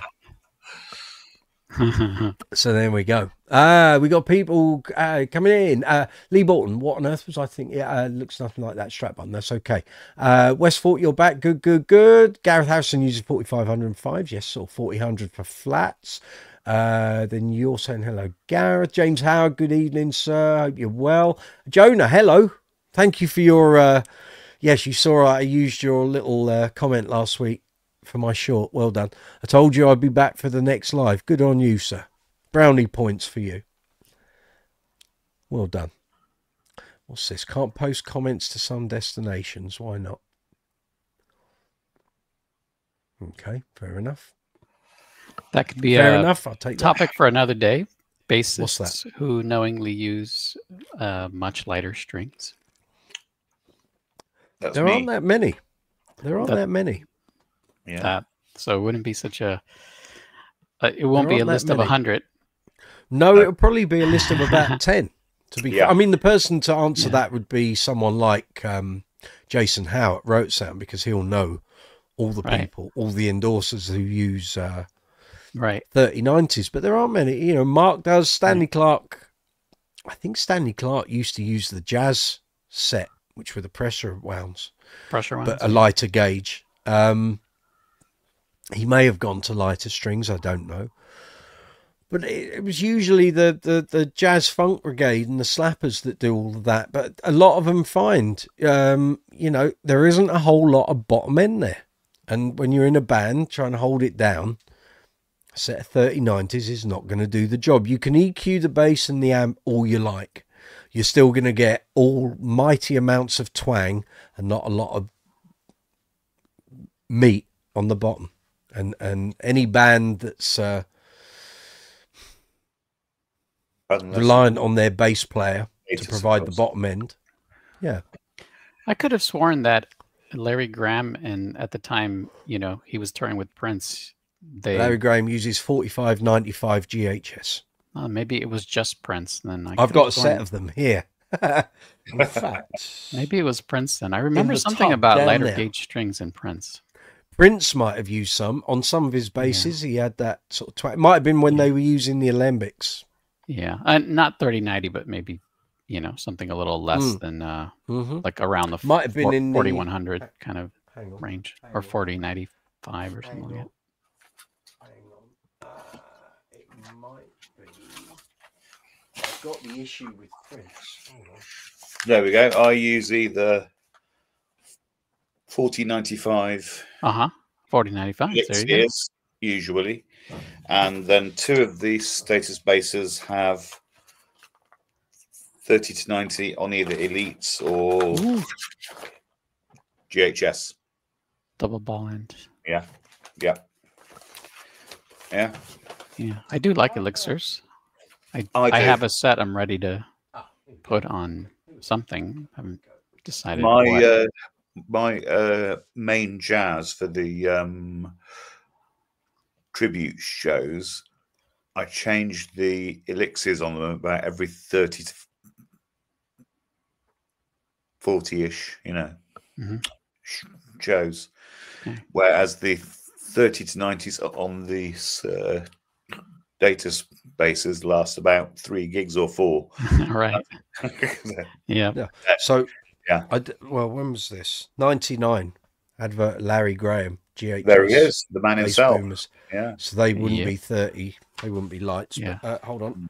So I'm in this Prince thing. Let's see if it mentions it. It might do. It might not. Ha! Found something. So you may remember I mentioned Prince played at the Brits and used my mate Bob Skeet's bass. You did, yes, that's right, yeah. There it is. There he is. And if you see close up, he's got a little name plate put into the neck, which would say Bob Skeet. Warwick used to do that for their endorsers. Very good. Say again, Rich? Not Prince. Well, no, it's Bob's bass. Yeah, I was joking. Right. Oh, so the irony. Bear with me, see if there's a thing here on strings. No, there isn't. Sorry, I thought there might be. I can't imagine that interviewer would have gone into such nuances. What strings do you use, Prince? I could have sworn I read it. Yeah, wasn't in the video. Anything to do with his other bass players. Wasn't an Eden Nielsen or a Rhonda Smith. No, it would have been Brown Mark, if anybody. Yeah, the early guy who you see playing the Alembic, Mark Brown, or Brown Mark. Who else? Say again, Rich? I was just trying to think of who else. I think Victor Wooten said he practices on 45s, but on gigs on his Foderas he uses 40s. So yeah, right, yeah. Jonah, thank you again for making a short about me. It was all right. I was just telling the truth. Your content's amazing. Thoroughly enjoy it. Well done. Thank you. Gareth, on the opposite side of things, you have Roto Drop Zone, which are 85, 105, 135. And you have to have a special nut cut for those. And a ship to Rich is having a coronary just for yeah. Can That's you imagine fine. playing the 175? Sort of I could hang my washing on that. sit down like that sort of thing, you know. Yeah, horrible. Imagine. Yeah. Westford, with the JD, the preamp is incredibly powerful, so using lighter gauge is not an issue. Yeah, very That's true. not the no nonsense. Right, Westford. It doesn't matter how powerful the preamp is; it's how that tone is delivered. I've had this before, and I've been through it all with the gear and what have you. So I had a JD. Light gauge strings are full of twang. It doesn't matter how powerful the preamp is. The physical nature, the physics of the string are such that you will not get a lot of bottom end out of those strings. I'm telling you. But please discover this for yourself and you'll realize I'm right. I know I'm right because I've been through this whole process myself. For years, I tried to work with 35s, 95s. It didn't work. 4000 was kind of what worked across the instruments I had. 3090s, if you want to do obviously what you're doing, and the Mark King fans amongst us, that's what he uses. But those gauges are so intrinsic to getting his tone. If you step away from playing level 42 material and play other stuff, light gauge strings just don't work. If you're in a 3-piece, 4-piece, 5-piece band, there's no bass reinforcement with a bass track. It's like a synth bass track underneath. Or, for example, say you were playing in a pub and your bass amp, your bass signal is not reinforced through the PA. You've only got your amp and your cabinet to project your sound. I can tell you now, 3090s are not going to cut it. They're not. And especially if you've got a live drummer who plays loud, you're just going to get lost. You start playing notes on the G string, no one's going to hear them. So I sound like an old misery tonight. I'm not. I've been through this myself. I was 18 once and I thought light gauge strings, everyone will be using them. No. Once you get into playing venues and playing properly with a band with guitars that are going through Marshalls and live drums, you realize you can't do it. You can't do it. Mark can do it. He's got tons of amplification, reinforcement. He's the front man of the band. The bass is plowed through that system. In a covers band, that is not what happens. And but I'll give you 6 months. Go and try it for yourself. Come back and report back what your findings are. You may well find that I know the JD preamp is. I wouldn't say it's incredibly powerful. I can tell you now, the JD preamp is no match for a Stingray preamp. No, not even close. No. The JDs have a very, very throaty mid-range because generally the cores are made of mahogany. So that intrinsically is the tonal character of those basses. That's what's there. The bottom end is pretty good. There's a lot of top end reinforcement, but it certainly isn't the most. I'd still say my Status Empathy preamp, my Status T-Bass preamp is the loudest thing I've ever heard. But my GBs have got 18 dB of boost. They will absolutely trounce the JD preamp. I'm telling you. I don't know how much boost is on those. I think 10. I don't know. You need to have a look on the JD site. But please, experiment away.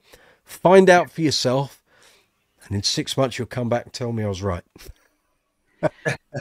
Yeah. I'm not being a know-all. I've done all this myself. Go on. You've actually got a preamp where the frequencies have actually been chosen to a point where if you actually turn the actual bass full up, it's fine, then it's fine. But the issue is generally it's just a sort of a little actual tickle. So yeah, definitely. Yeah. You will discover all this for yourself, Westford. Yeah. It's fine. And I know there's loads of players out there that play 3090s, but sometimes they are in bands where their bass rig is substantial, or they're getting loads of tonal reinforcement in their front of house sound. And if you don't have that, and you're on 3090s, as I'm saying, those G strings are 30. There's no meat. There's not a huge amount of metal on there. You play it, it goes ding. That's not a note. That's a percussive thing. So suddenly you've got to do a run and go on light gauge strings. Generally, a lot of it is going to be just ding, ding, ding, ding, ding, ding, and it's not great. It's not great. But if that's the sound you want, you go right ahead. It's fine. But like I say, I've been through all of this. I did it 35 years ago and came out the other side and thought, I'm not using those again. I had loads of sets. Go on.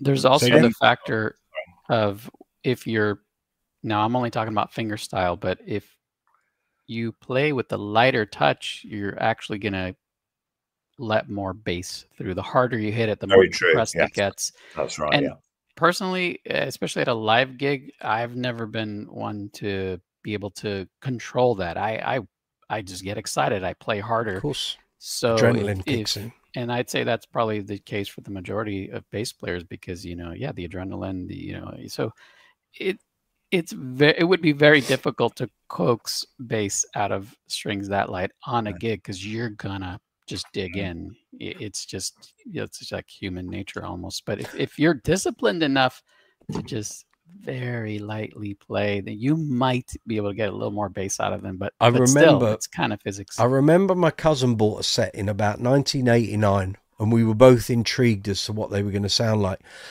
I remember ringing him up and saying, what do you think? He said, they're so light, they're vibrating when I look at them. They're just light gauge strings. That's what they are. He said, I'm almost don't want to play them. He said, I think I'm going to break them. And within about 6 weeks, he had both the G and the D had gone. And I remember him going, I'm not buying them again. But that was back in the days when those gauges had, well, obviously, if they were super wound, they'd have the exposed cores. Once Bass Center Elite and Rotor Sound started doing 3090s with no exposed cores, I think a lot fewer strings would snap because they were always prone with the exposed core at the bridge. First time you plugged it in, the neighbors directly went knocking on the door. That's a good sign in my book. I agree. Andy Stratford just got back from doing your hospital radio show. Welcome. Lauren Key, I agree, when playing live, forget 3090s. Okay. Ollie, going to put some D'Addario 4000s on your JD. Oh, hold on. I'm getting a bit fed up with the gutless 3090s. Now, there. Can I just interject here? Ollie, please try these Elixir 40 to 95. They're phenomenal. Yeah, but they cost about 3 times the price of a set of D'Addarios. But the point is they last 30 or 40 gigs. They'll last longer, yeah. They're amazing. Yeah. I use not them sold. all the time. I'm not sold. I remember trying a set in Israel and they just completely unwound. The heat made the coating come off. That's because you were a good advert. In Israel. well, it's not, is it? It's because of the heat and made them completely unwind. But send Westport, this man a set, Elixir. Send him a set. They don't work like that, I'm afraid. Westport, first gig with the JD is going to be 1st of September. I look forward to your report. Pink Bassman, $39.94 custom pink bass set. And why not? Let me guess. Yeah, but you got to get them from Kalium Strings. If they're not pink? Stocked over here. By any chance? They're not. No. He's not got that level of expenditure. He should. I don't know why he's not using DR Neon Pinks, frankly. Yeah. He keeps throwing around this pink vibe thing. Lawrence says he sold his Enfield with 40, 60, 80, 95 or 100 is his really favourite. Yeah. There you go. I owned the prototype Enfield Lionheart. Yeah. James Howard, you run 3595s on your status, 4000s on the others. There you go. Dangerous Dave, isn't 3090 also a holiday resort for singletons? Yeah. No, that was singletons at 90. I'm 18 to 30. I'm thinking of. Lauren saying hello. Jamie, believe me, it's great when you last longer. Keep it clean, lads. We've already had bunch of dickheads on here tonight.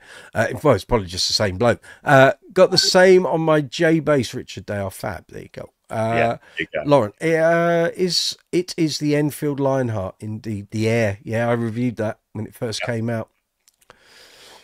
Oh, Pink Bassman's entered the studio, apparently. Where are we? Westfort, been there for quite a while. They're still as bright as the first day. Very good. Here he is. Evening. Here he is. Hello. Good evening, Yeah. Jamie. How are we all doing? Besides, Yeah. you know, Well, you weren't here when I needed you. I don't know why he doesn't use DR high beams in pink. Okay, They're well, not high beams, are they? I just Are threw they? it in I there. don't know. I just threw it I in. don't think No, they're high beams. It's I've called actually DR tried them. neons. I've actually tried them. They lasted me 3 gigs and they broke. Oh, well, I've got a set here to go on the Brooksy bass next up. So, There you go. no, we had the dickhead, the YouTube chat services knob The cockwomble. and his mate, and his mate. So we come in pairs now, eh? Apparently, but thankfully I've got all the screen grabs, and yeah, we're all good to go. So once this live chat finishes, he's probably still there at home, sort of bashing his head with a meat cleaver, because I've banned him and he can't get involved. He'll probably set up another account and we'll get that banned as well. It's all good. But I need to speak to YouTube directly, and I can't do it while I'm on the live chat. So Right. that's it. Hey, Fair enough. Jamie, Excellent. How you What's your doing? news? I had black ones that didn't last, and then I waited a long time, and I tried them again, and they're much better now. So, when did you try yours? The DRs, Yeah. a year and a half ago. Oh, that's pretty recent. Yeah, so I mean, because I know Mike said the Kalium stuff. I use the Kalium strings because they just don't die, and my Attitude bass has the same set on it for 6 months. Played a bunch of gigs in the humidity. They're not even dead sounding. It takes literally a year for me to play on these gig-wise and have them die. Are they coated? No, nope, they're just regular nickel Wow. wound round Must have ones. something on them. Wow. Wow. Yes. Well, it's in the construction. It's in the construction because I had GHS one time reverse engineer a set just to see, and he kind of filled it in for me on how they do it. So the core of the string is not actually attached to the ball end like a lot of them where they string through and then they tie it up. It's free floating inside all those wraps. Be careful, my hand gestures, do them like that. And so it's woo. Anyway, so I'm sorry, I've got a vision of teabagging going. well, you know, Free floating in midair. Come on. free floating in midair in a teabag would be quite an adventure unto itself. Are you planning to demonstrate that on the next chat or on this one? No. Just checking. I hear cake and sprinkles coming. Okay. No. So anyway, no. But the way that they wrapped and wound the string, from what he told me when they took it apart, the core was not attached at the bottom of the string where the ball end is, and it's basically like a floating core in the midst of all these winds. So it tends to stay springy as opposed to clenching up like a lot of them do. Is what he told me. Because we tested that. That was a whole thing, and I mean, I still have a pack of the GHS ones that they made me. They made a bunch of them, and they sold out really quickly. And then they you know, that's when all the stupidity hit, and everybody got locked down, and they stopped making all their custom strings for everyone and just went back to the standard stuff. And so I, went back with Kalium, and I haven't switched since, really. Very good. Yes. I've put the banner back up. If anyone wants to join us to talk bass, you can feel free. Email me at brooksysbasscorner@gmail.com. Email ticker's running along top of the screen. You can join us fine folks talking bass. Just email me. I'll send you an invite, and then you click on the link, and you come straight through. Yes. Yeah. So what's your news? What's been happening? Well, I've just been out doing business stuff, and some of it non-musical, some of it musical. And yeah, I did finish up, I know I mentioned last time, I finished up the 5-song EP, and he's in the mix process for 3 of them. He's got a couple out on a page where you can actually hear them.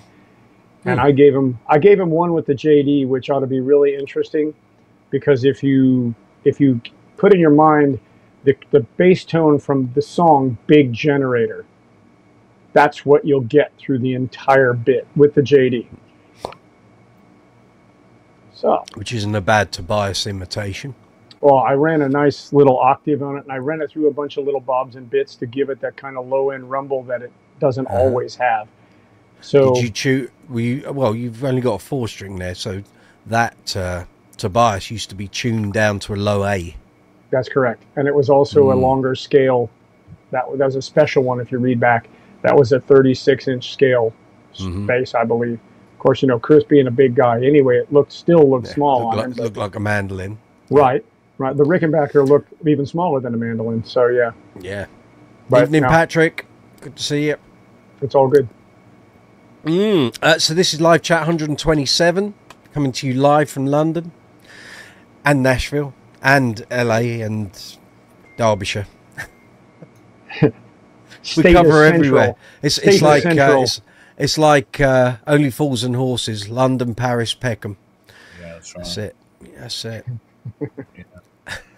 In actual fact, Coast to only coast. a year ago, I lived in the South Cotswolds, you know, for 10 years. Yeah. What made you go up there? I was born up here originally. Right. Yeah. You're not planning on croaking, are you? No, my Good. dad's old and ill, so I came Gotcha. up. I semi-retired and you know, There you go. working Okay. 2 days a week. You know, Nice. and Ooh. gigging Very as good. well. I had a last minute gig come in for last week, for Saturday actually. For, band I've played with occasionally, but not often, and a bizarre affair. So by the night before, we still didn't have any sort of song list. All we had was, and I didn't know we had 3 singers on the gig. None of them even dared to put any sort of song list in. It was just assumed that everyone would know everything. And it's like, well, right. And I posted twice on the WhatsApp group, can we have some sort of at least a 50-song list that we're going to pick from? We've only got to do 2 1 hours. Can we have some sort of list that we're going to pick from? Nothing. It was like tumbleweed. And one of the singers had put like 10 rock songs that he knew. And it was like, well, that's not even, we need 30 songs. Well, that's no use to man or beast. I turned up, still no song list. No one has picked anything. And it was by hook or by crook we got through it. Drove away thinking, thank God that's over. Today I get a message. So I put my invoice in. Today I get a message. This is great, this. This is why, kids, you always now, because you can, set up your mobile phone and video record your gig. It might seem like an arseache, but this is why you do it, okay? You'll thank me. I get a message from the band leader. Hey guys, and this is also a thing, so I'll explain this in a second, right? Hey guys, has anyone got any videos of Paul being one of the keyboard players, also playing sax? As the client is saying we didn't have one, they paid for one, and we need to prove it to them. Okay. So this has become an ongoing, again, this is why I'm quite glad I'm kind of out of these, of running bands and dealing with clients.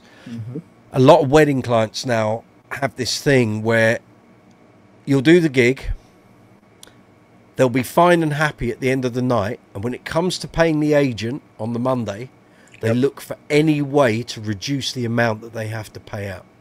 Yep. So if they've requested a percussionist, they'll say, well, there was no percussionist on the gig, prove it, knowing that no one in the band has probably filmed it. Now, as I said to the band leader in my reply, I didn't film any of it. I didn't think I had to. My phone was in my bag. Why don't you ask them for contact details for their photographer? Tell them you want to buy some of the photos, because I can guarantee the photographer will have some photos, and you will see that guy playing. He may well have videoed some of it as well. They will see that guy play. They were trying it on. About 4 hours later, after the band leader, the agent had conversed and whatever, obviously the agent had gone back to the client to say, you asked for a sax player, they provided one. I think the client maybe thought they were going to get some leggy blonde who was going to go out and mooch between the guests. Surprise. Maybe that's what they thought. No, what they got was Paul, who stood next to me, lovely guy, great keyboard player, but he played sax from where he was because he couldn't get out to the front of the stage.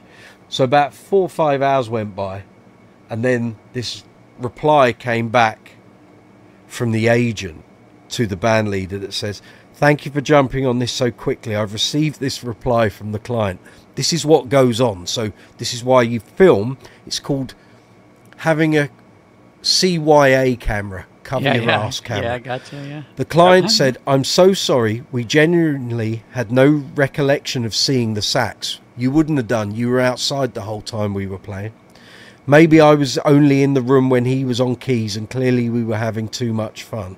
Sorry to give you extra investigative work, and thank you for clarifying. No, you were trying it on because you thought you'd get 300 or 400 quid off." So what's the gesture for that? The gesture for that is? Exactly. They could have asked But some of their guests. This is why I like my position now. I turn up, I play, I go. I don't have any of the organisation, but the amount of times in the last 10 years since I kind of stopped running bands that I've heard this is a thing where wedding clients will try any ruse to get that. They'll say to bands, "Well, you didn't play all the songs we wanted you to play." And you'll say, "But we're only playing for 2 hours. You gave us a list of 150 songs. How are we supposed to cram all of the..." "Well, you didn't play the songs we wanted." And they'll say, "Well, we want 50% off." I hear this all the time. That's disgusting. It's not good. You got to stand your ground, but you got to film. Why should you have to? But you need to do it, because if the band leader had some footage of that guy playing, that would have all got sorted out within 2 minutes. Yeah. Yep. Instead, it got dragged out for about 5 hours. Mental. Mastermind, love your hair. You being a dick, mate? If you are, I suggest you go. You got one more conversational gambit. I think he's saying he loves your hat, but I don't know why he says uncle. Yeah, I don't. Yeah, if you're being pleasant, you've just mistyped that. Fair enough. If you come on here to be a cock, you'll be gone on the next message. So it's my channel. I call the shots. So make your next sentence a good one. Anyway, on with the show. Patrick Sweeney. We love Patrick Sweeney. Patrick Sweeney's top man. He's a lovely guy. He's a good He is lad. a lovely, and no mistake. You video every gig for all the reasons you've just said. There we go. I've realised when I video things and I use them for gig vlogs and stuff here on the channel, that it is a really good proof of what goes on. And you will get people trying... Well, here, Patrick's completely verifying what I'm saying. Having said that, we always get paid 7 days in advance. Thank you. Well done, Patrick. Do you know how many bands I dep for? And either I have to wait to get paid, or we'll be having a conversation at some point in proceedings, and you'll say, have you taken deposit for tonight? Oh, yeah. How much you take? 5%? 10%? I'm like, are you crazy? 50%. And they go, well, it means we get paid more on the night. It's like, A, you probably ain't going to get paid in cash. You're going to be declaring it anyway, so there's no point in that. But also, you end up in this position where if people haven't already paid you, they will look for ways to get out of it. So if you're doing this professionally, take a 50% deposit. It's a deterrent. And Also it means you will never get a wedding client bomb you off a gig. And if they do, you've got that 50% deposit and you can go and take another gig. But the amount of people that don't take large deposits because they think they're being clever, and then when they lose the gig because the client decides they're going to book a DJ or a cheaper band, they then complain about it. Charge a decent deposit, you won't get blown off. It was the reason my band used to not take deposits, and then we started and we took 50%. After that, we lost 2 gigs out of about 3,000. And both of them were hefty. Well, they were £2,000 gigs. So we had £1,000 in the bank between 3 of us. Both got all of us got £333.33, and we went and got another gig. It's not rocket science. 50% deposit is non-refundable. Correct. That way they I cannot did back have out. one of the ones that tried to blow. Well, one of the ones that did blow us out. They booked us a year in advance. I took the 50%. It was a £2,000 gig. About 6 weeks out from the gig, I contacted them to say, right, we need to start talking details and timings and all. Oh, no. We've decided We need to cancel.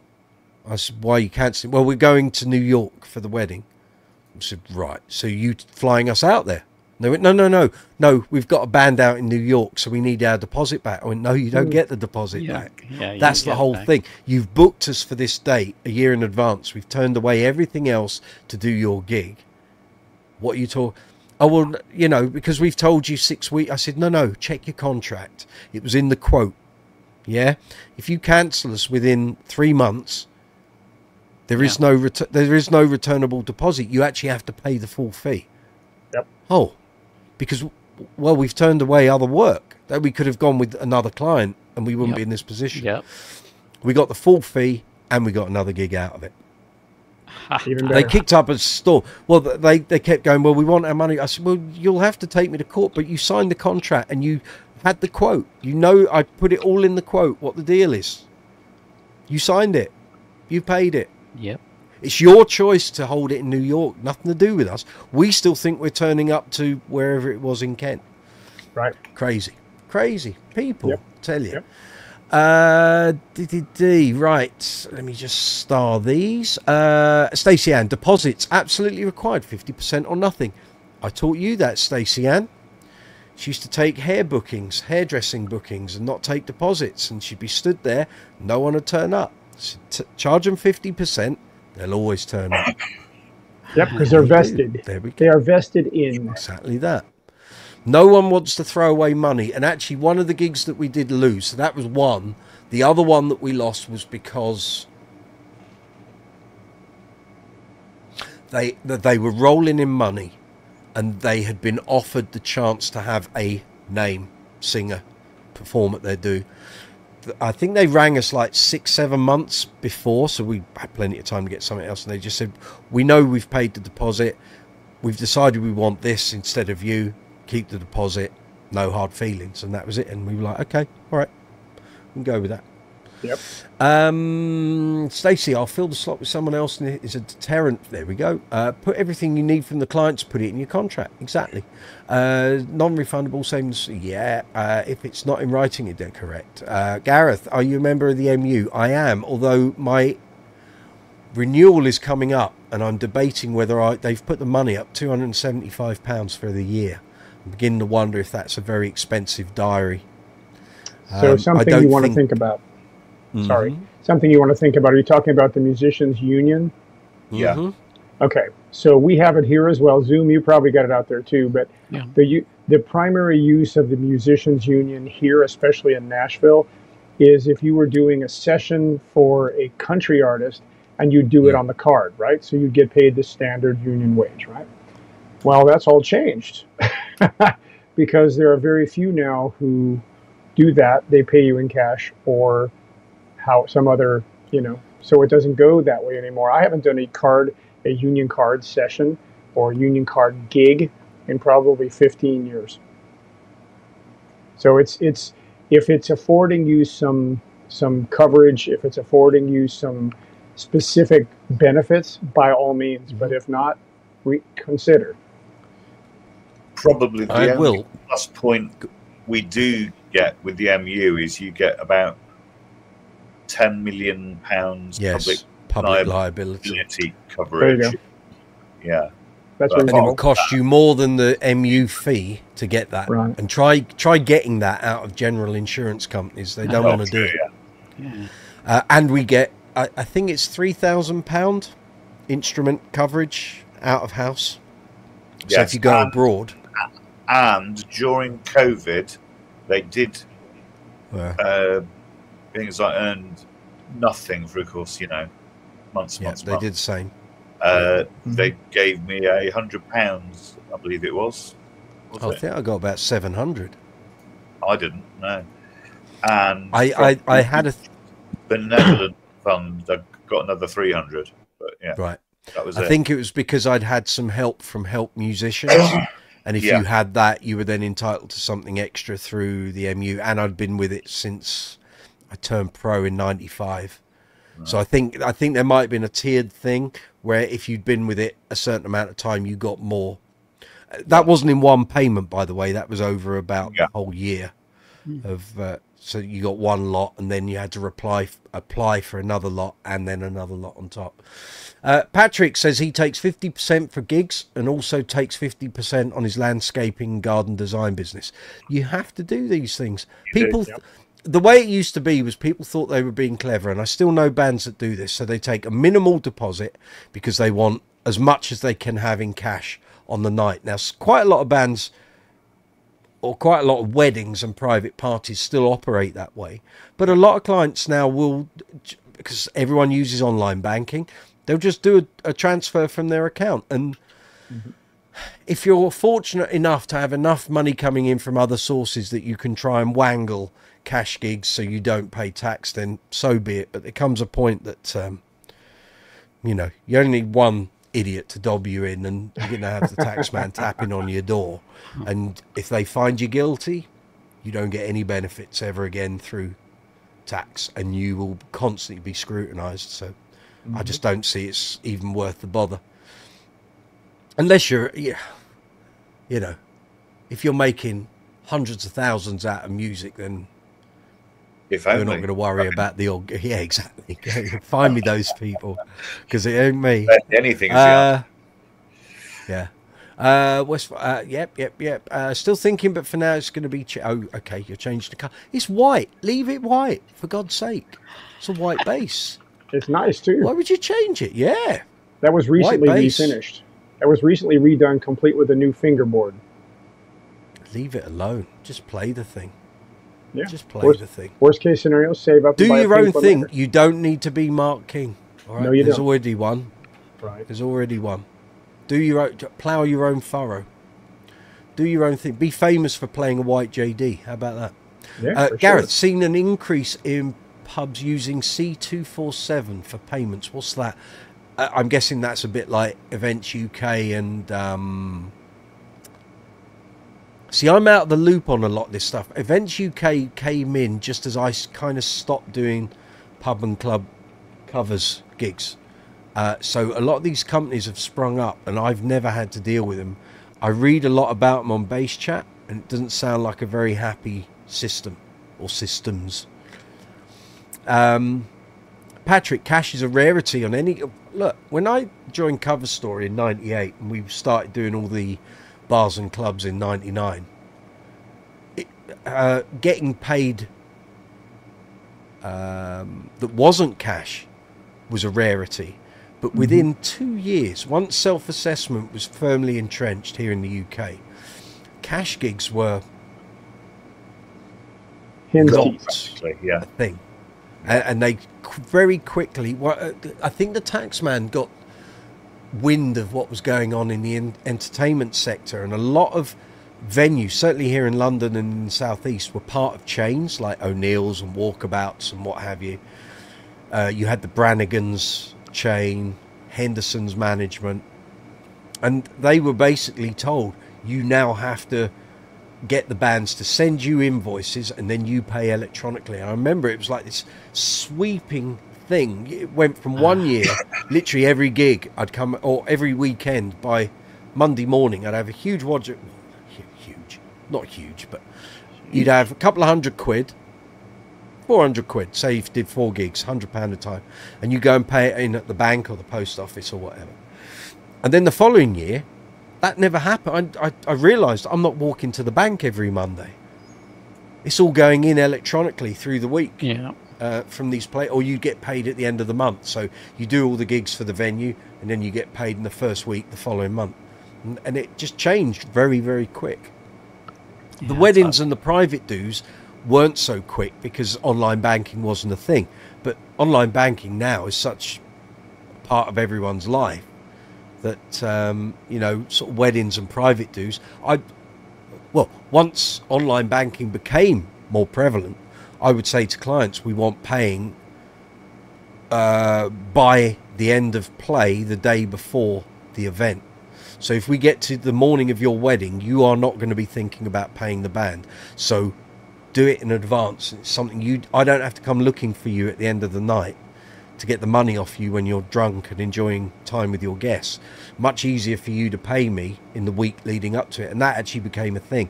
So very often you'd get wedding clients would pay you on the Monday before the wedding on the Saturday, and that worked.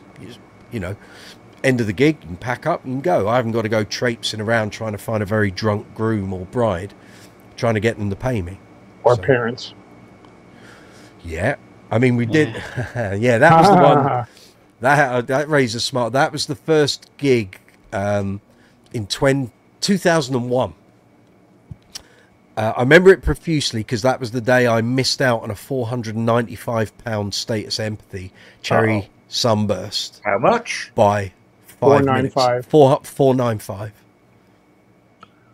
It was in loot. I even had the picture. It was in and loot. The guy went, "Oh no, yeah, it was in loot."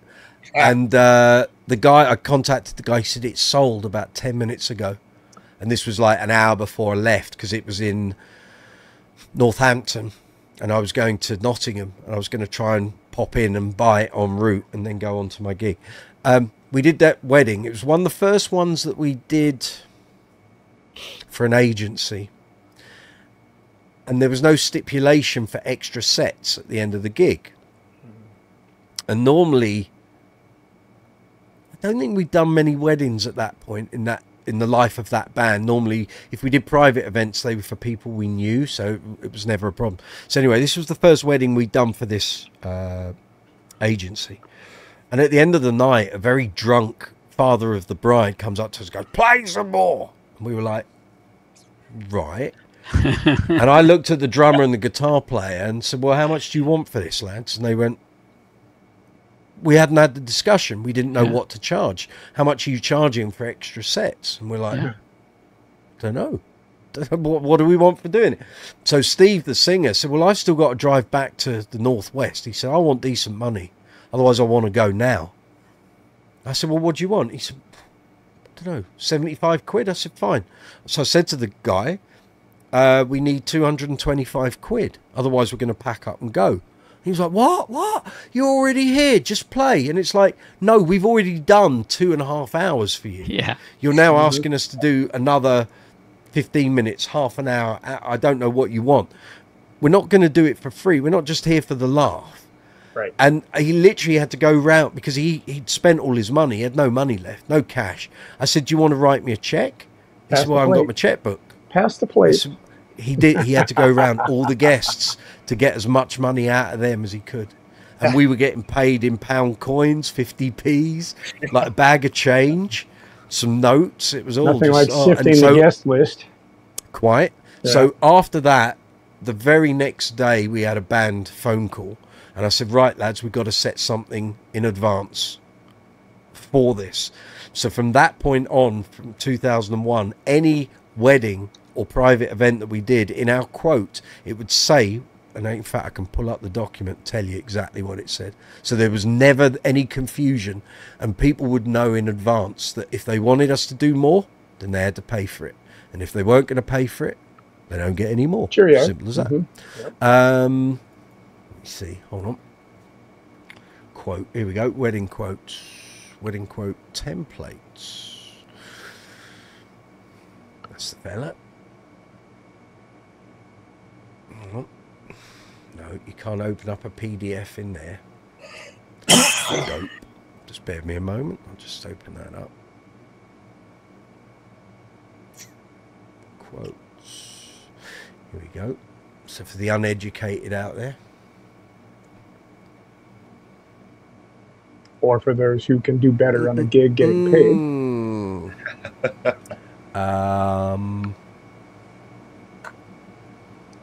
Where have I listed it?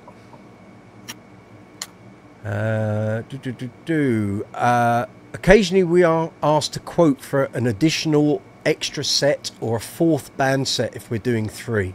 Again, there is a fee attached to this, and in this instance we charge the following.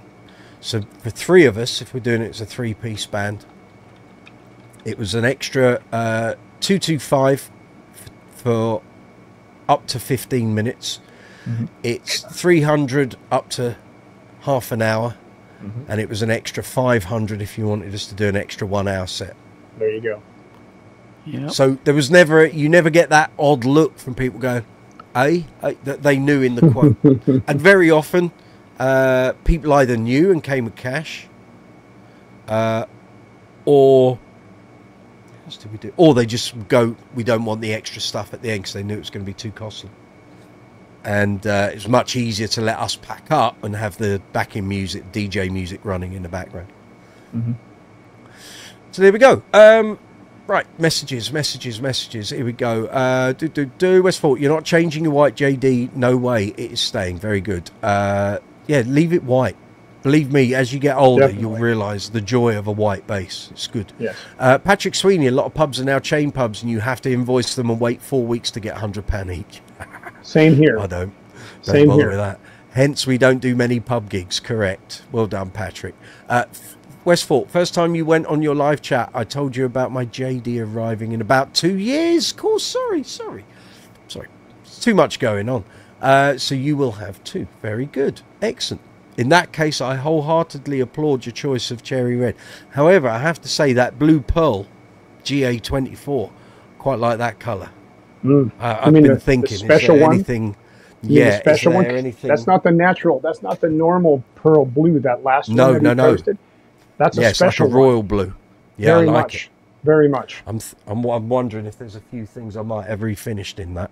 So Well, you'll get to see pearl blue in a couple of weeks. The real one. that's a very that's a different hue of blue. Completely. That one that Completely. they posted up, I like that. Oh, that was cracking. Westford, lots of gigs coming up this year, so every penny is going to go towards the JD. Very good. Really looking forward towards gigging this year. It's going to be great. Good for you. Get out there and do it. That JD is going to be out every time. Super. Stacey, it worked as a deterrent. There you go. Yes. Quite right. Actually, Quite right. It can I is. just quickly Yes. confirm, gentlemen, is the Birmingham curry night on Friday the 5th? Yes. Yes. It is. Right. Yes. Just, checking to be sure. Yes, indeed. Well, we can't go without. We don't so- know the full timetable yet. In fact, we need to Right. draw that up next week and start. Yes, we do. Yes, we do. Dotting some I's and crossing the T's. I need Speaking to arrange with you transportation to Peterborough. So I think you and Master Stuart are going to have to get up at a reasonable time on the Sunday to get yourselves out here on the tube. Because I putting it out, I won't be driving into Farringdon, I can tell you that, because it'll add on literally an hour in and an hour back out. So Right. easier for you guys, because there's no tube really on the route going to Peterborough. So you need to get out towards where I am, Okay. and then we'll go from here, because literally we're going a little bit around the M25 and then up the A1. Okay. So I'm sure Master Stewart has all things planned on tracks, if you know what I mean. Well, we'll discuss it next week, because No it's worries. not long to go. Yeah. So Yeah, right. No worries. and the Friday now is sorted at my end. Okay. Thursday's kind of sorted, so I think once you arrive, you go get yourself sorted out at your hotel, and then I'll come and meet you in town Lovely. that afternoon. Then we'll go. I think Thursday we'll go do the gallery, then we'll go and eat, have a London curry. Friday, Base Direct, Base Brothers. Base Brothers, Base Direct, JD, Curry. Saturday, you're going to see Martin, and then Potentially, Sunday, all of that. Right. Very Speaking of blue bases, I had that word with our little friend over there at Direct. You might want to. I don't know if you've shared that anywhere, but okay. Now, there's another pearl blue JD floating around, but it's not the one that we were hoping it was, shall we say? He told me that was. Well, he told me the opposite. Maybe just playing games. Uh-huh. I don't know. People are strange. I said this earlier. Right. Gareth, C247 is an app you submit your invoice on, then you get paid via bank transfer. See, they all these pub chains make it sound simple, but everything I read on Base Chat, where people are continuously moaning about these payment apps on gigs, moan that it's dreadful. All of them. None of them work properly. They're all built around SAP, which is not great. Oh, And SAP yeah. Congo is a nightmare. Yeah. I remember when it was all Awful first coming in.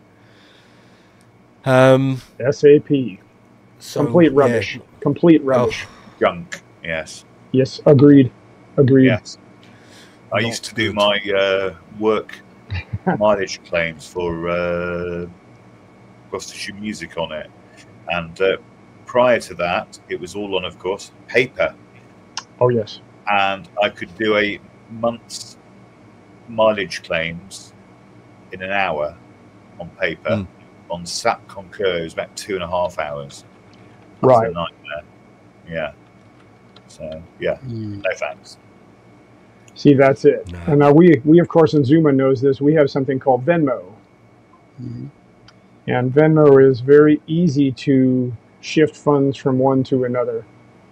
But it doesn't go outside the borders of the country because I've already checked. Yeah. Anyone that was wondering what I was talking about regarding the JD base in Pearl pull Blue, it I'm up. just getting a picture. Yeah, come along. Media. Go on then. Hang on. It's a good one. It's a good one.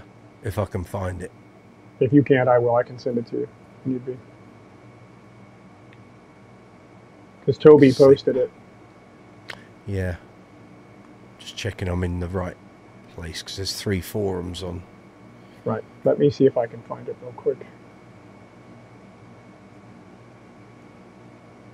Nah, I'm telling you what, it will be on the It's okay. I'll find it. I'll send it to you. page, won't it? Yeah, that's what I'm on.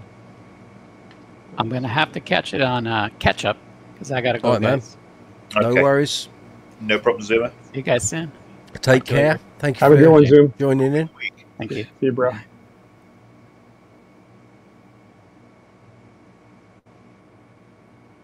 And then there were 3.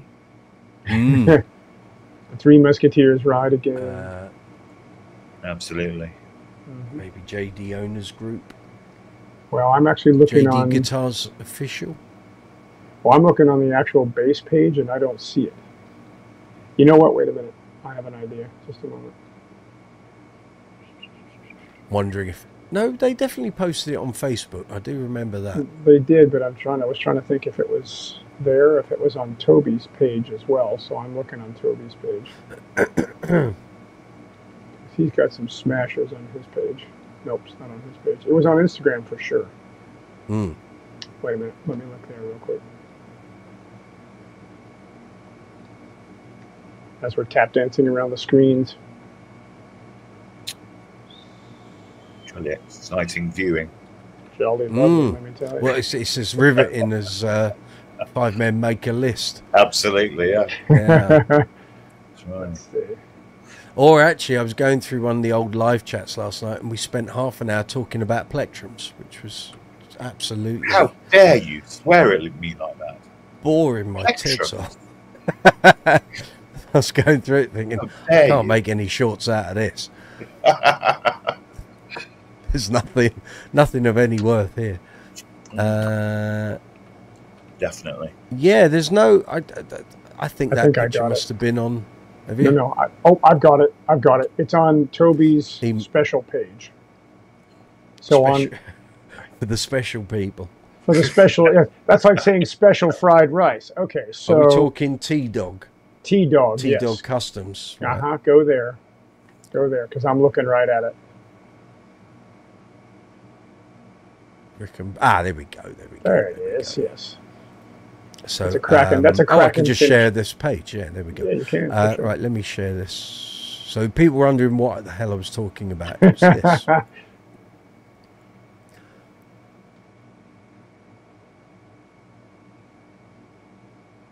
Here we go. There it is. I don't know how to make that any bigger. It's more of a royal type blue. It has a little more royal blue to it. Yeah. There are a other cracking- pictures I've seen that made it look a little tastier than that, but very nice Right. blue anyway. Yeah, it's a cracking finish. Yeah, like you say, it's not the regular pearl blue. That's Not at all. this is more like a pearl royal blue. There you go. I know there's people tuning in from all over the world going, this is this is not what I signed up for. No, but it's an impressive thing, and you don't see bases in that colour all that often. Very And true. it really works on that base with the lighter timbers. So. I think. No dispute. Let me know what you think, people. Do you agree? Westfort, pearl blue is one of your favourite colours. Very good. And special blue is quite unique. Yeah. Andy Stratford, yeah. It is. It's a belter, that. It really works with the gold hardware. And those timbers. That's not too far away from the colour Bernie Goodfellow originally painted my Kingfisher blue one. It was kind of that, but a bit more like...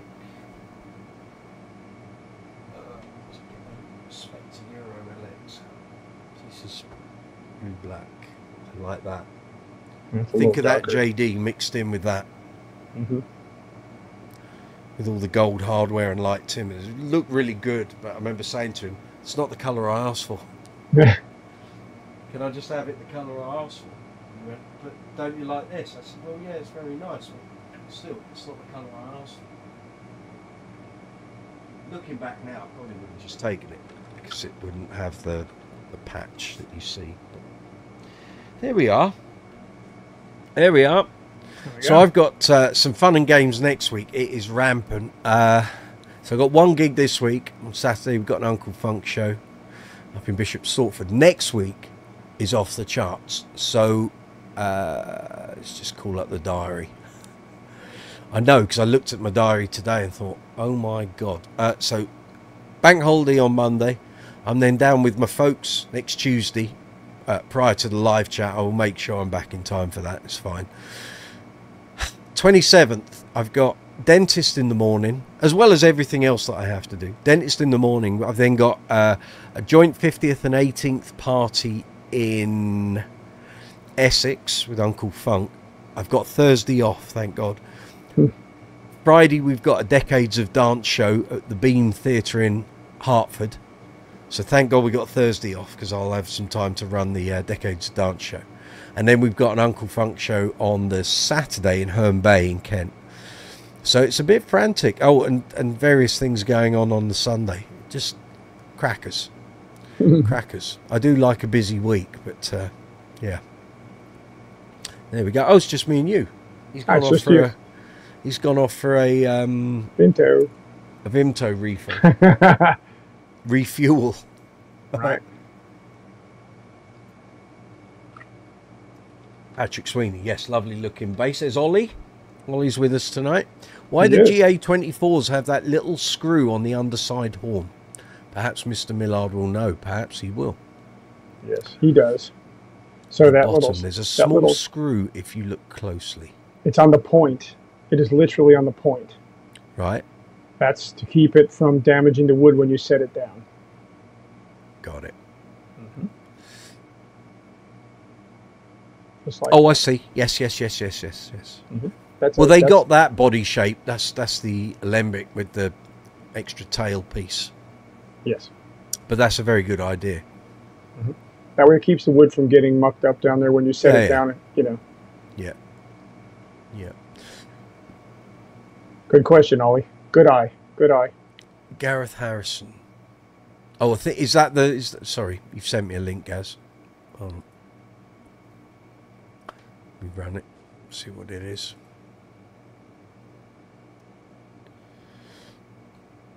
Oh, Marketplace. JD. Oh, yes, that's been there for a while. 3200. That's the 1984 Series 2 vintage.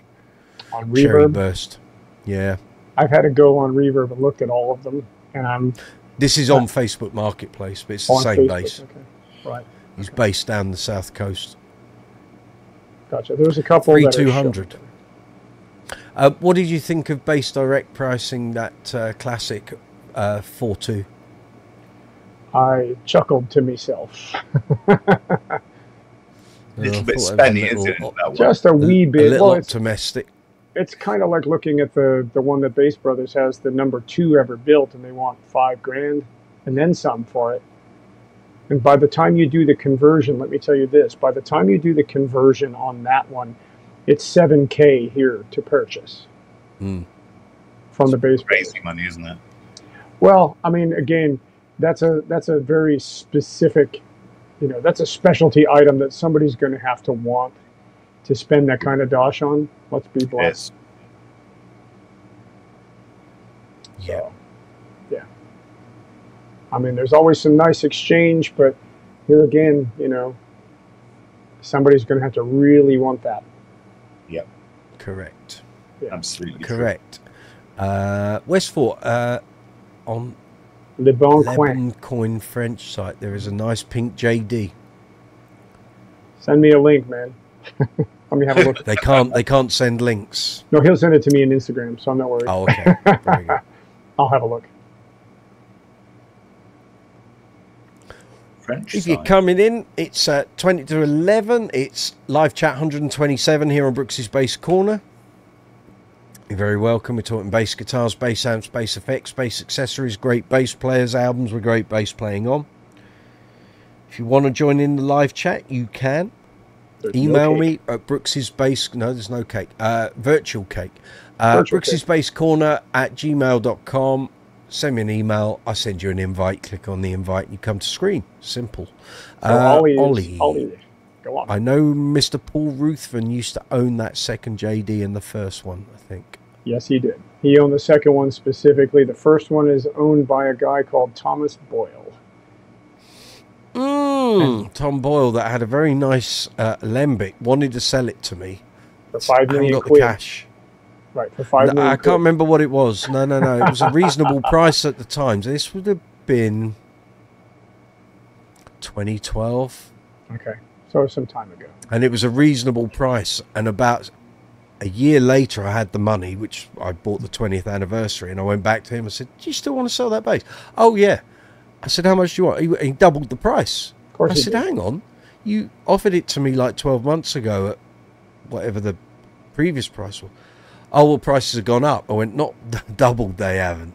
Nice try. Yeah, he was trying it on, so I went and bought the 20th anniversary instead. But there we Yeah, go. well, he actually has the first JD, but to look at it, you'd never know because it literally looks like an Alembic now, Right. with a fancy top and the dummy coil pickup in the middle. It's lost all its JD. It's lost all of its original. So Of course. You've sent the link to me and you, so you should have that, Jamie. Dangerous Dave, are Bass Direct and Bass Brothers linked in some way? The guy that runs and works at Bass Brothers, Will Ganner, it was his birthday, I think, yesterday. Lovely chap. Used to work at Bass Direct for many years. there you go. Top man, good player, nice guy. Apart from he doesn't do Jamie a video that he keeps asking him for. Well, That's it won't okay. matter, will it? Because you'll be able to walk in there and I'll try do it my own yourself, so- video. I'll do my There you own go. video. No, you don't even do the video. You just pick the bass up and play it. And you just go yes or no, and that'll be the end of that. That's it. Put that one to bed. Indeed. There might even be some others by the time we get there. So Well, there's two right now. There's a aligned fretless as well, but I mean, I'll be rife with fretless by the time I come back. So yes. So that's that. Dangerous Dave. Yeah. I think occasionally there has been moments where they've swapped certain items of stock. So if they've taken something in on a like a cash exchange, like someone has sold them the bass for them to resell, if it doesn't shift, they'll sell it to, or move it to the other shop for them to sell it on their behalf. And I've seen that. I've seen sort of cross-pollination of stock, but currently, no, other than that, they're two separate businesses. They're not owned by the same people. there you go. On Go on, mate. for anybody who's interested, on Reverb right now, there are 3, 6, 7 JD basses. One is a Stingray because he made some of his own there for a moment in the 80s. It's quite cool, actually. Yeah, he did those. He did a couple of Thunderbirds and some Explorer style, all with the JD pickups and preamp, but arranged in the appearance of the other instruments. Now, this Stingray looks for all. If you step back and look at it, it looks just like one. It's dead on. So, but it's on Reverb. It's in Germany, that one, and they're quite proud of it by the price tag I see. And then, of course, there is one hooligan super Strat guitar as well. Just saying. Very good. So, as the one that Westfort and I had talked about originally, there's that little thing, that little fretless guy in France. It's in Paris, at the Bass Center in Paris, that has been run through, and that's the one that had the headstock repair, and it's got the walnut top that doesn't look right. That one's going to be there for a couple of years until I rescue it for 10 pounds. So, ambition strikes. Yes. Euros. Euros, Jamie. Tuppence halfpenny. Right. Well, 20 quid. I'll throw you a tenner. It'll be fine. Let's go. That's it. So, yes. That's Euros in France. True. Get your coat, love, you've pulled. Yeah. Take it or leave it. Yeah. That's right. Ollie, 3,800 for a roadie. This is the thing. People think they could just slap, same as the status thing, isn't it? It is. It's a status, right? It's collectible, or I'll slap what I want on it. It's like, it's not kind of how you can be, but you won't sell it. So, well, that's why this one in Paris is still sitting there, because it's been repaired, albeit strangely, and it is not by any stretch even remotely close to what it was when it probably left the workshop. So before it was in its present state, it was in Germany before it had a neck break. So cheers to them for that. Great, isn't it? Lovely. Yep, there's one in Sweden, one in, okay, help me out here. Route 5th Boutique, looks like Nuneaton, UK. Nuneaton. It's what it's, Nuneaton is what it says. All right, yeah. Okay. Yeah, that's north of Birmingham. This guy is ambitious as well. It's a series. No, it's not. It's not north. Is it? I always thought Nuneaton was just below Birmingham. No, it's near Tamworth. Sure it is. Although I could be wrong. So this one supposedly has. It's just east of Birmingham, just above Coventry. Yeah, that's right. Yeah. So this is a white one that has blue LEDs. Front and side, Sims LEDs. Yeah. In US it's $5,000. Dangerous Dave's got a question for you. He has an 86 Series 3 Mark King in fantastic condition, thinking of selling. Any ideas on a ballpark value? Dave, you've come to the right place. This man with the pink beard is the encyclopedic price guide. He's like the Parkers of JD bases. 86 Series 3. What color? Series 3. Yeah. Let's talk about color. Red, isn't it? Talk about color. Talk about if it's a mahogany neck primarily or a maple neck. Yeah. If it just happens to be pink, he will actually drop the actual price hugely and grab it off you. That's right. That's right. You do you a favor, Governor. Yeah. I got 50 quid, right. I got 50 quid burning a hole. That's right. I'm not skint. I'm not skint today, right? Yeah. That's next Friday. In 2 weeks' time. Talk to me after that. We'll talk about being skint. But anyway. That's right. Just a bit. So, Jamie, when you come over here, are you coming over to sort of pick an item up from JD then? Actually, there's an item that is coming back from Sir Nick. Oh, right. Yes. Yeah. Yeah. And along the way, of course, I've been offered. And potentially others. There's a few others that have been offered and whatnot, but I'm holding tight at the moment because Pearl Blue has to come home first. Right. And then I'll get sorted because there's another guy and that's why I said earlier we were rife with fretless because there's another guy who's hanging under one for me. But I have one of my usual kind of nuttier than thou ideas about what it should look like before it crosses the big water. So that means it could turn into something that you just kind of go, So that'll be a moment.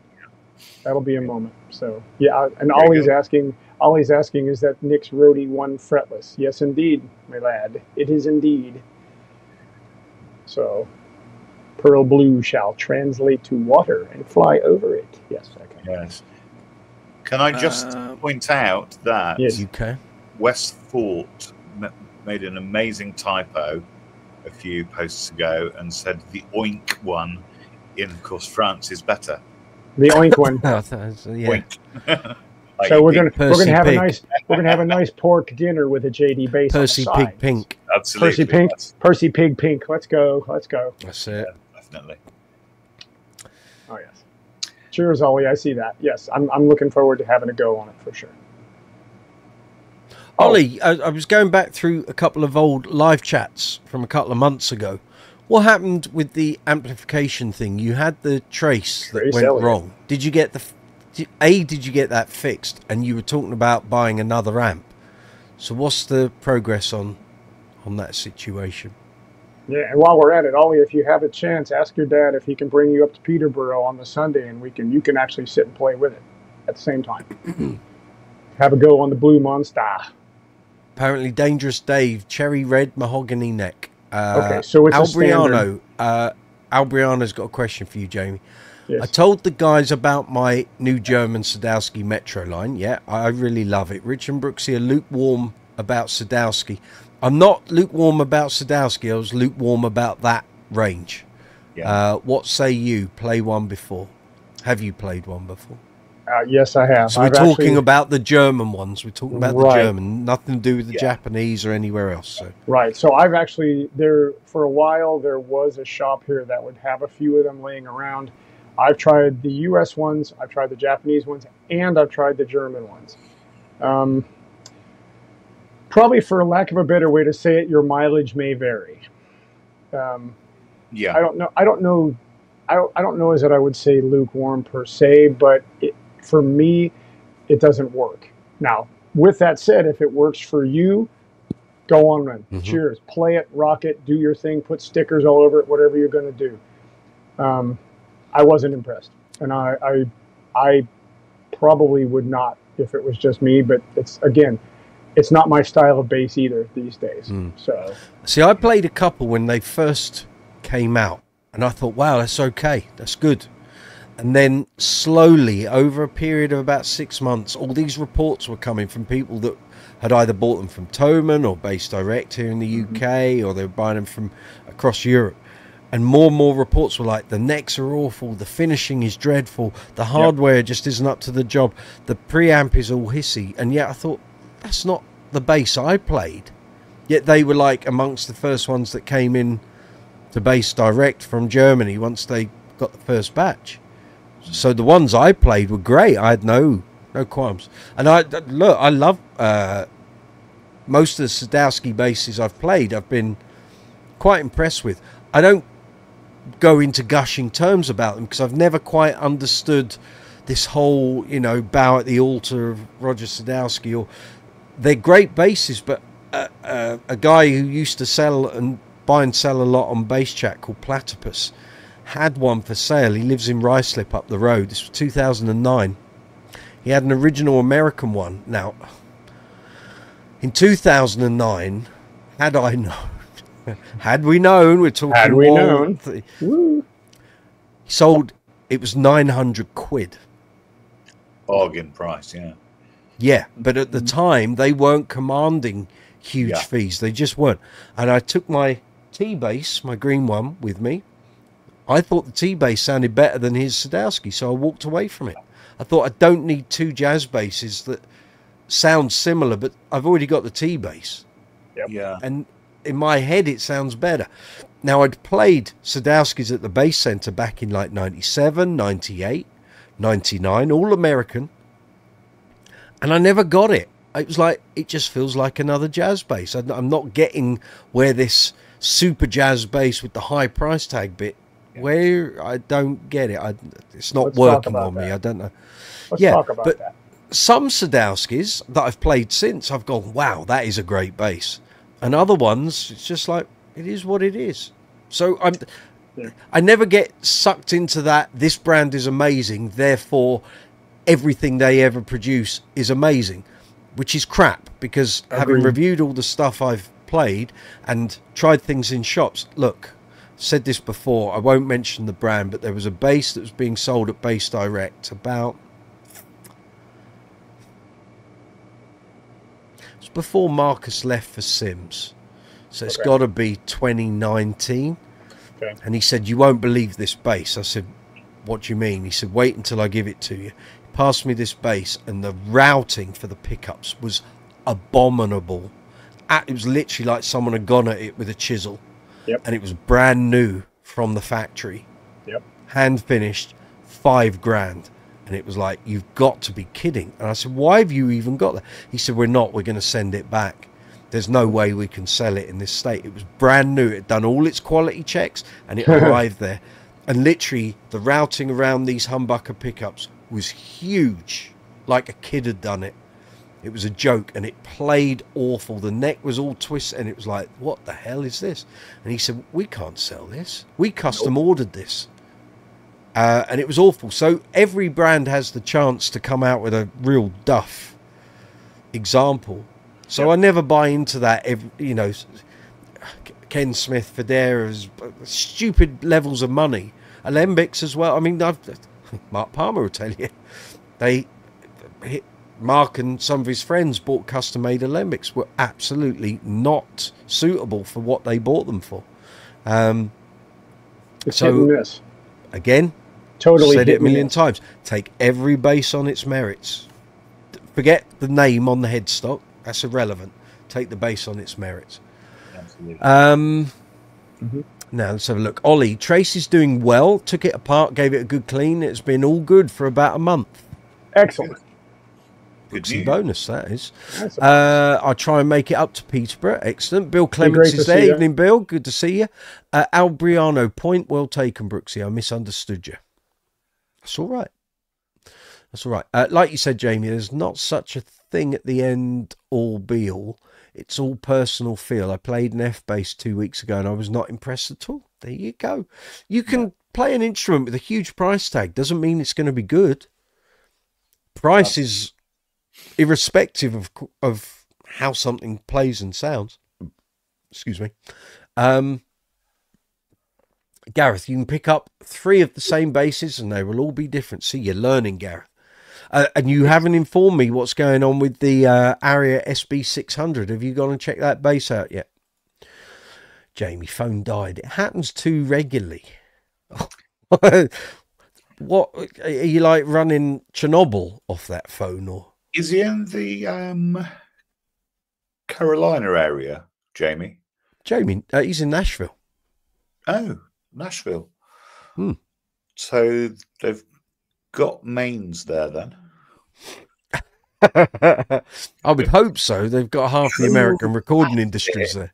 He actually spent all of his money on JDs and he can't afford an actual charger. There's a flaw in his plan. There is somewhere. There we are. I'm just checking Jamie. everything. There he is. He's back, isn't he? Can't keep a good beard down. Absolutely. There's an actual Star Trek saying from the Klingons that a beard means courage or something like that. I'll believe you. Let's have a look here. No, Andy everything's up to... Stanford has commented, why are alembics so expensive? I saw one on eBay of a bass site going for 25 grand. £25,000. That's cheap. Alembics. Strap Series- yourself down, Andy. If you want a Series 2 base model, no extras, just base model, $45,000. Yeah, got to get the currency right. Yeah. Yeah. 25 grand's cheap, mate. Nathan East sold his Series 1 Alembic in about 2013, 24. No, got that wrong. 2015, because he sent me the pictures before he sold it. That went for 23 grand. Scary. And that isn't was it? a Series 1, not a Series 2. Very scary. It is. Gareth, someone didn't put some money in the meter quite. Need to plug it in. Yeah. There we go. But the other thing, Andy, is Alembics have almost trebled in price since the start of COVID. So when we went into COVID, I had already a Mark King Signature Standard. And a 20th anniversary, and now they have almost trebled in price based on the prices that Bass Direct, the Gallery, and Bass Brothers have been selling those models for over the last 3 years. So Very if you nice. had hopes of buying an Alembic, you might need to downgrade the model you were hoping to buy. So they are not cheap. And even now, the cheap models like the not the XLs, the Essences, the Orions, they've all shot up in price. They've gone from like 1,200-1,300 quid. They're all up around, edging towards £3,000. It's crazy, isn't it?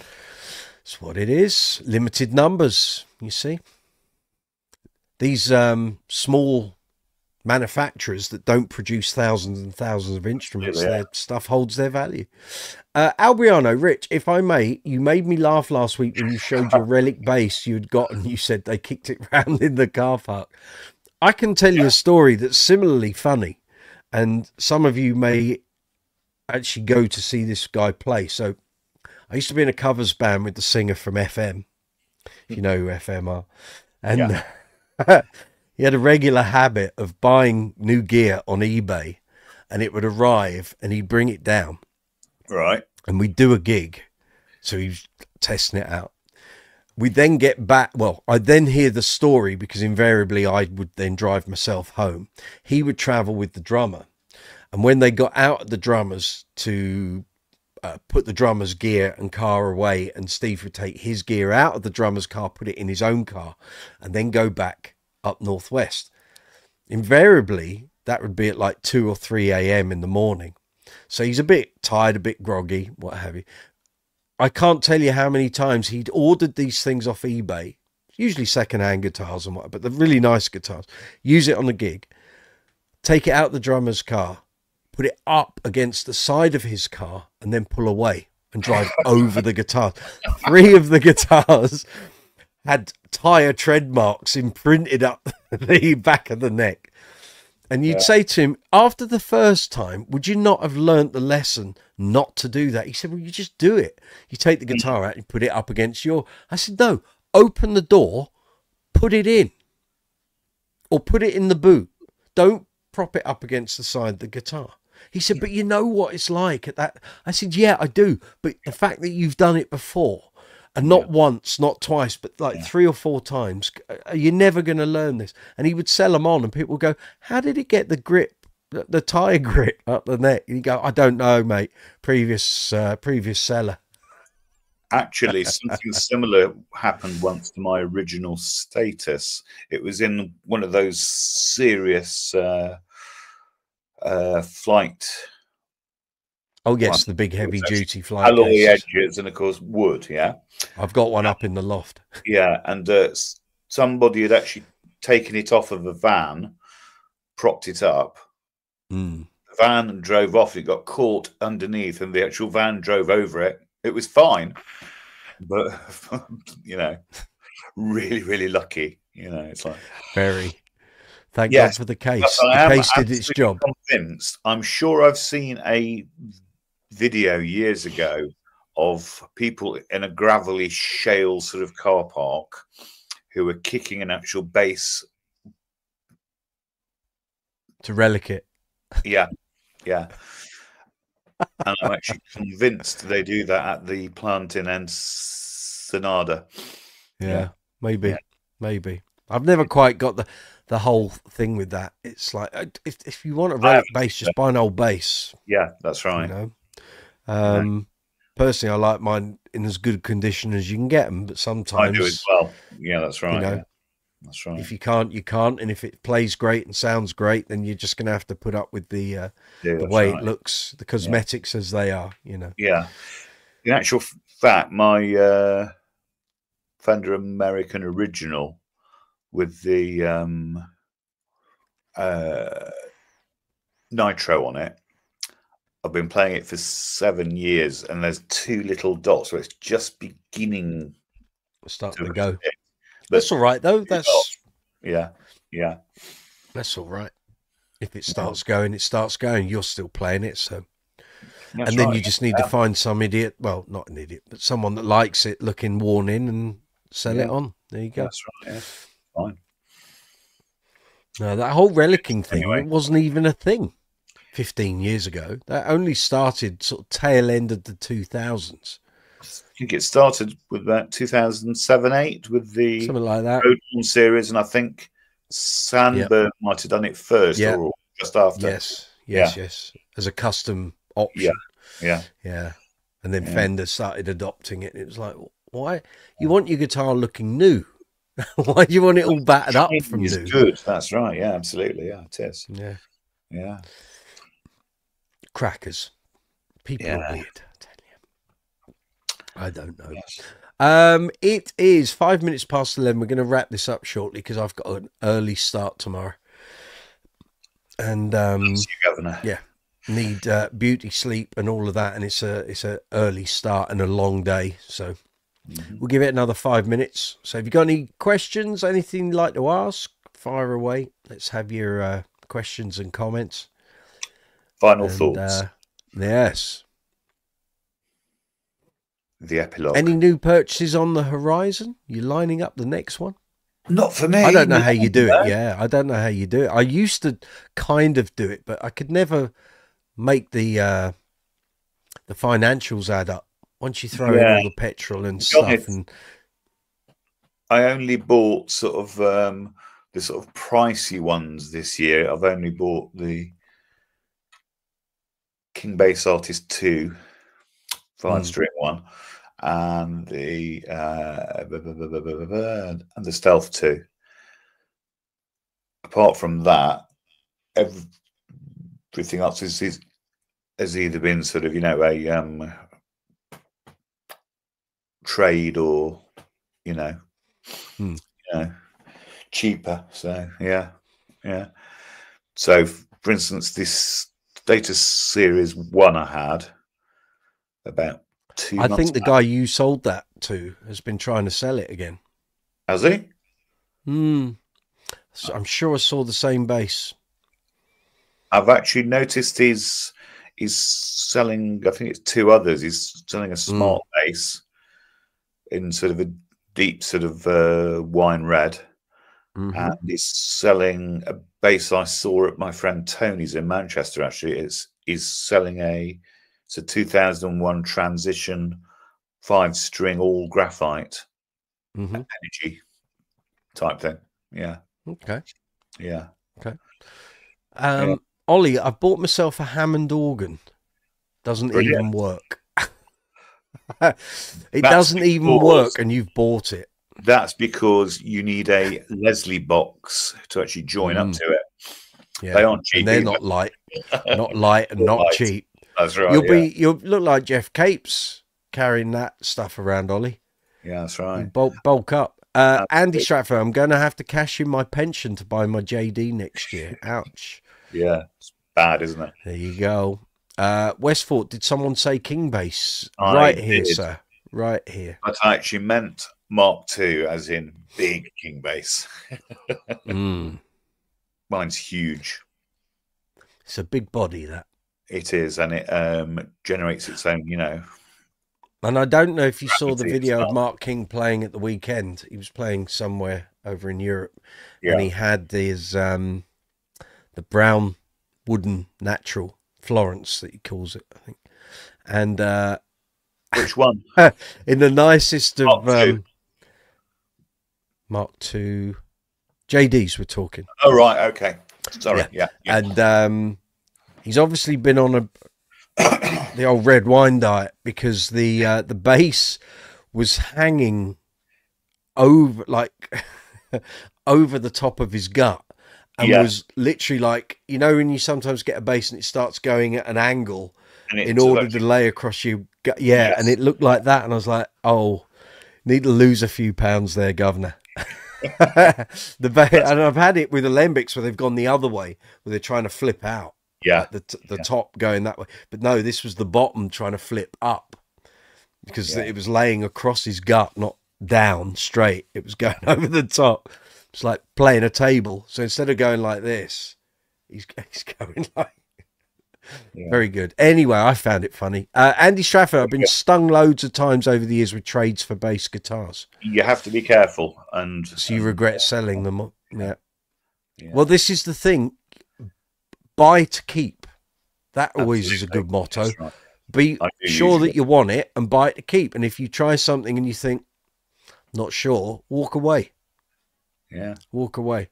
yeah, definitely. I don't, anyone will tell you, it's why I've got so many here. I don't tend to buy to sell. I did a little, well, I did it a little bit about 20 years ago. Yeah, And it was easier then because not everyone was so entrenched on eBay and all the sort of base forums.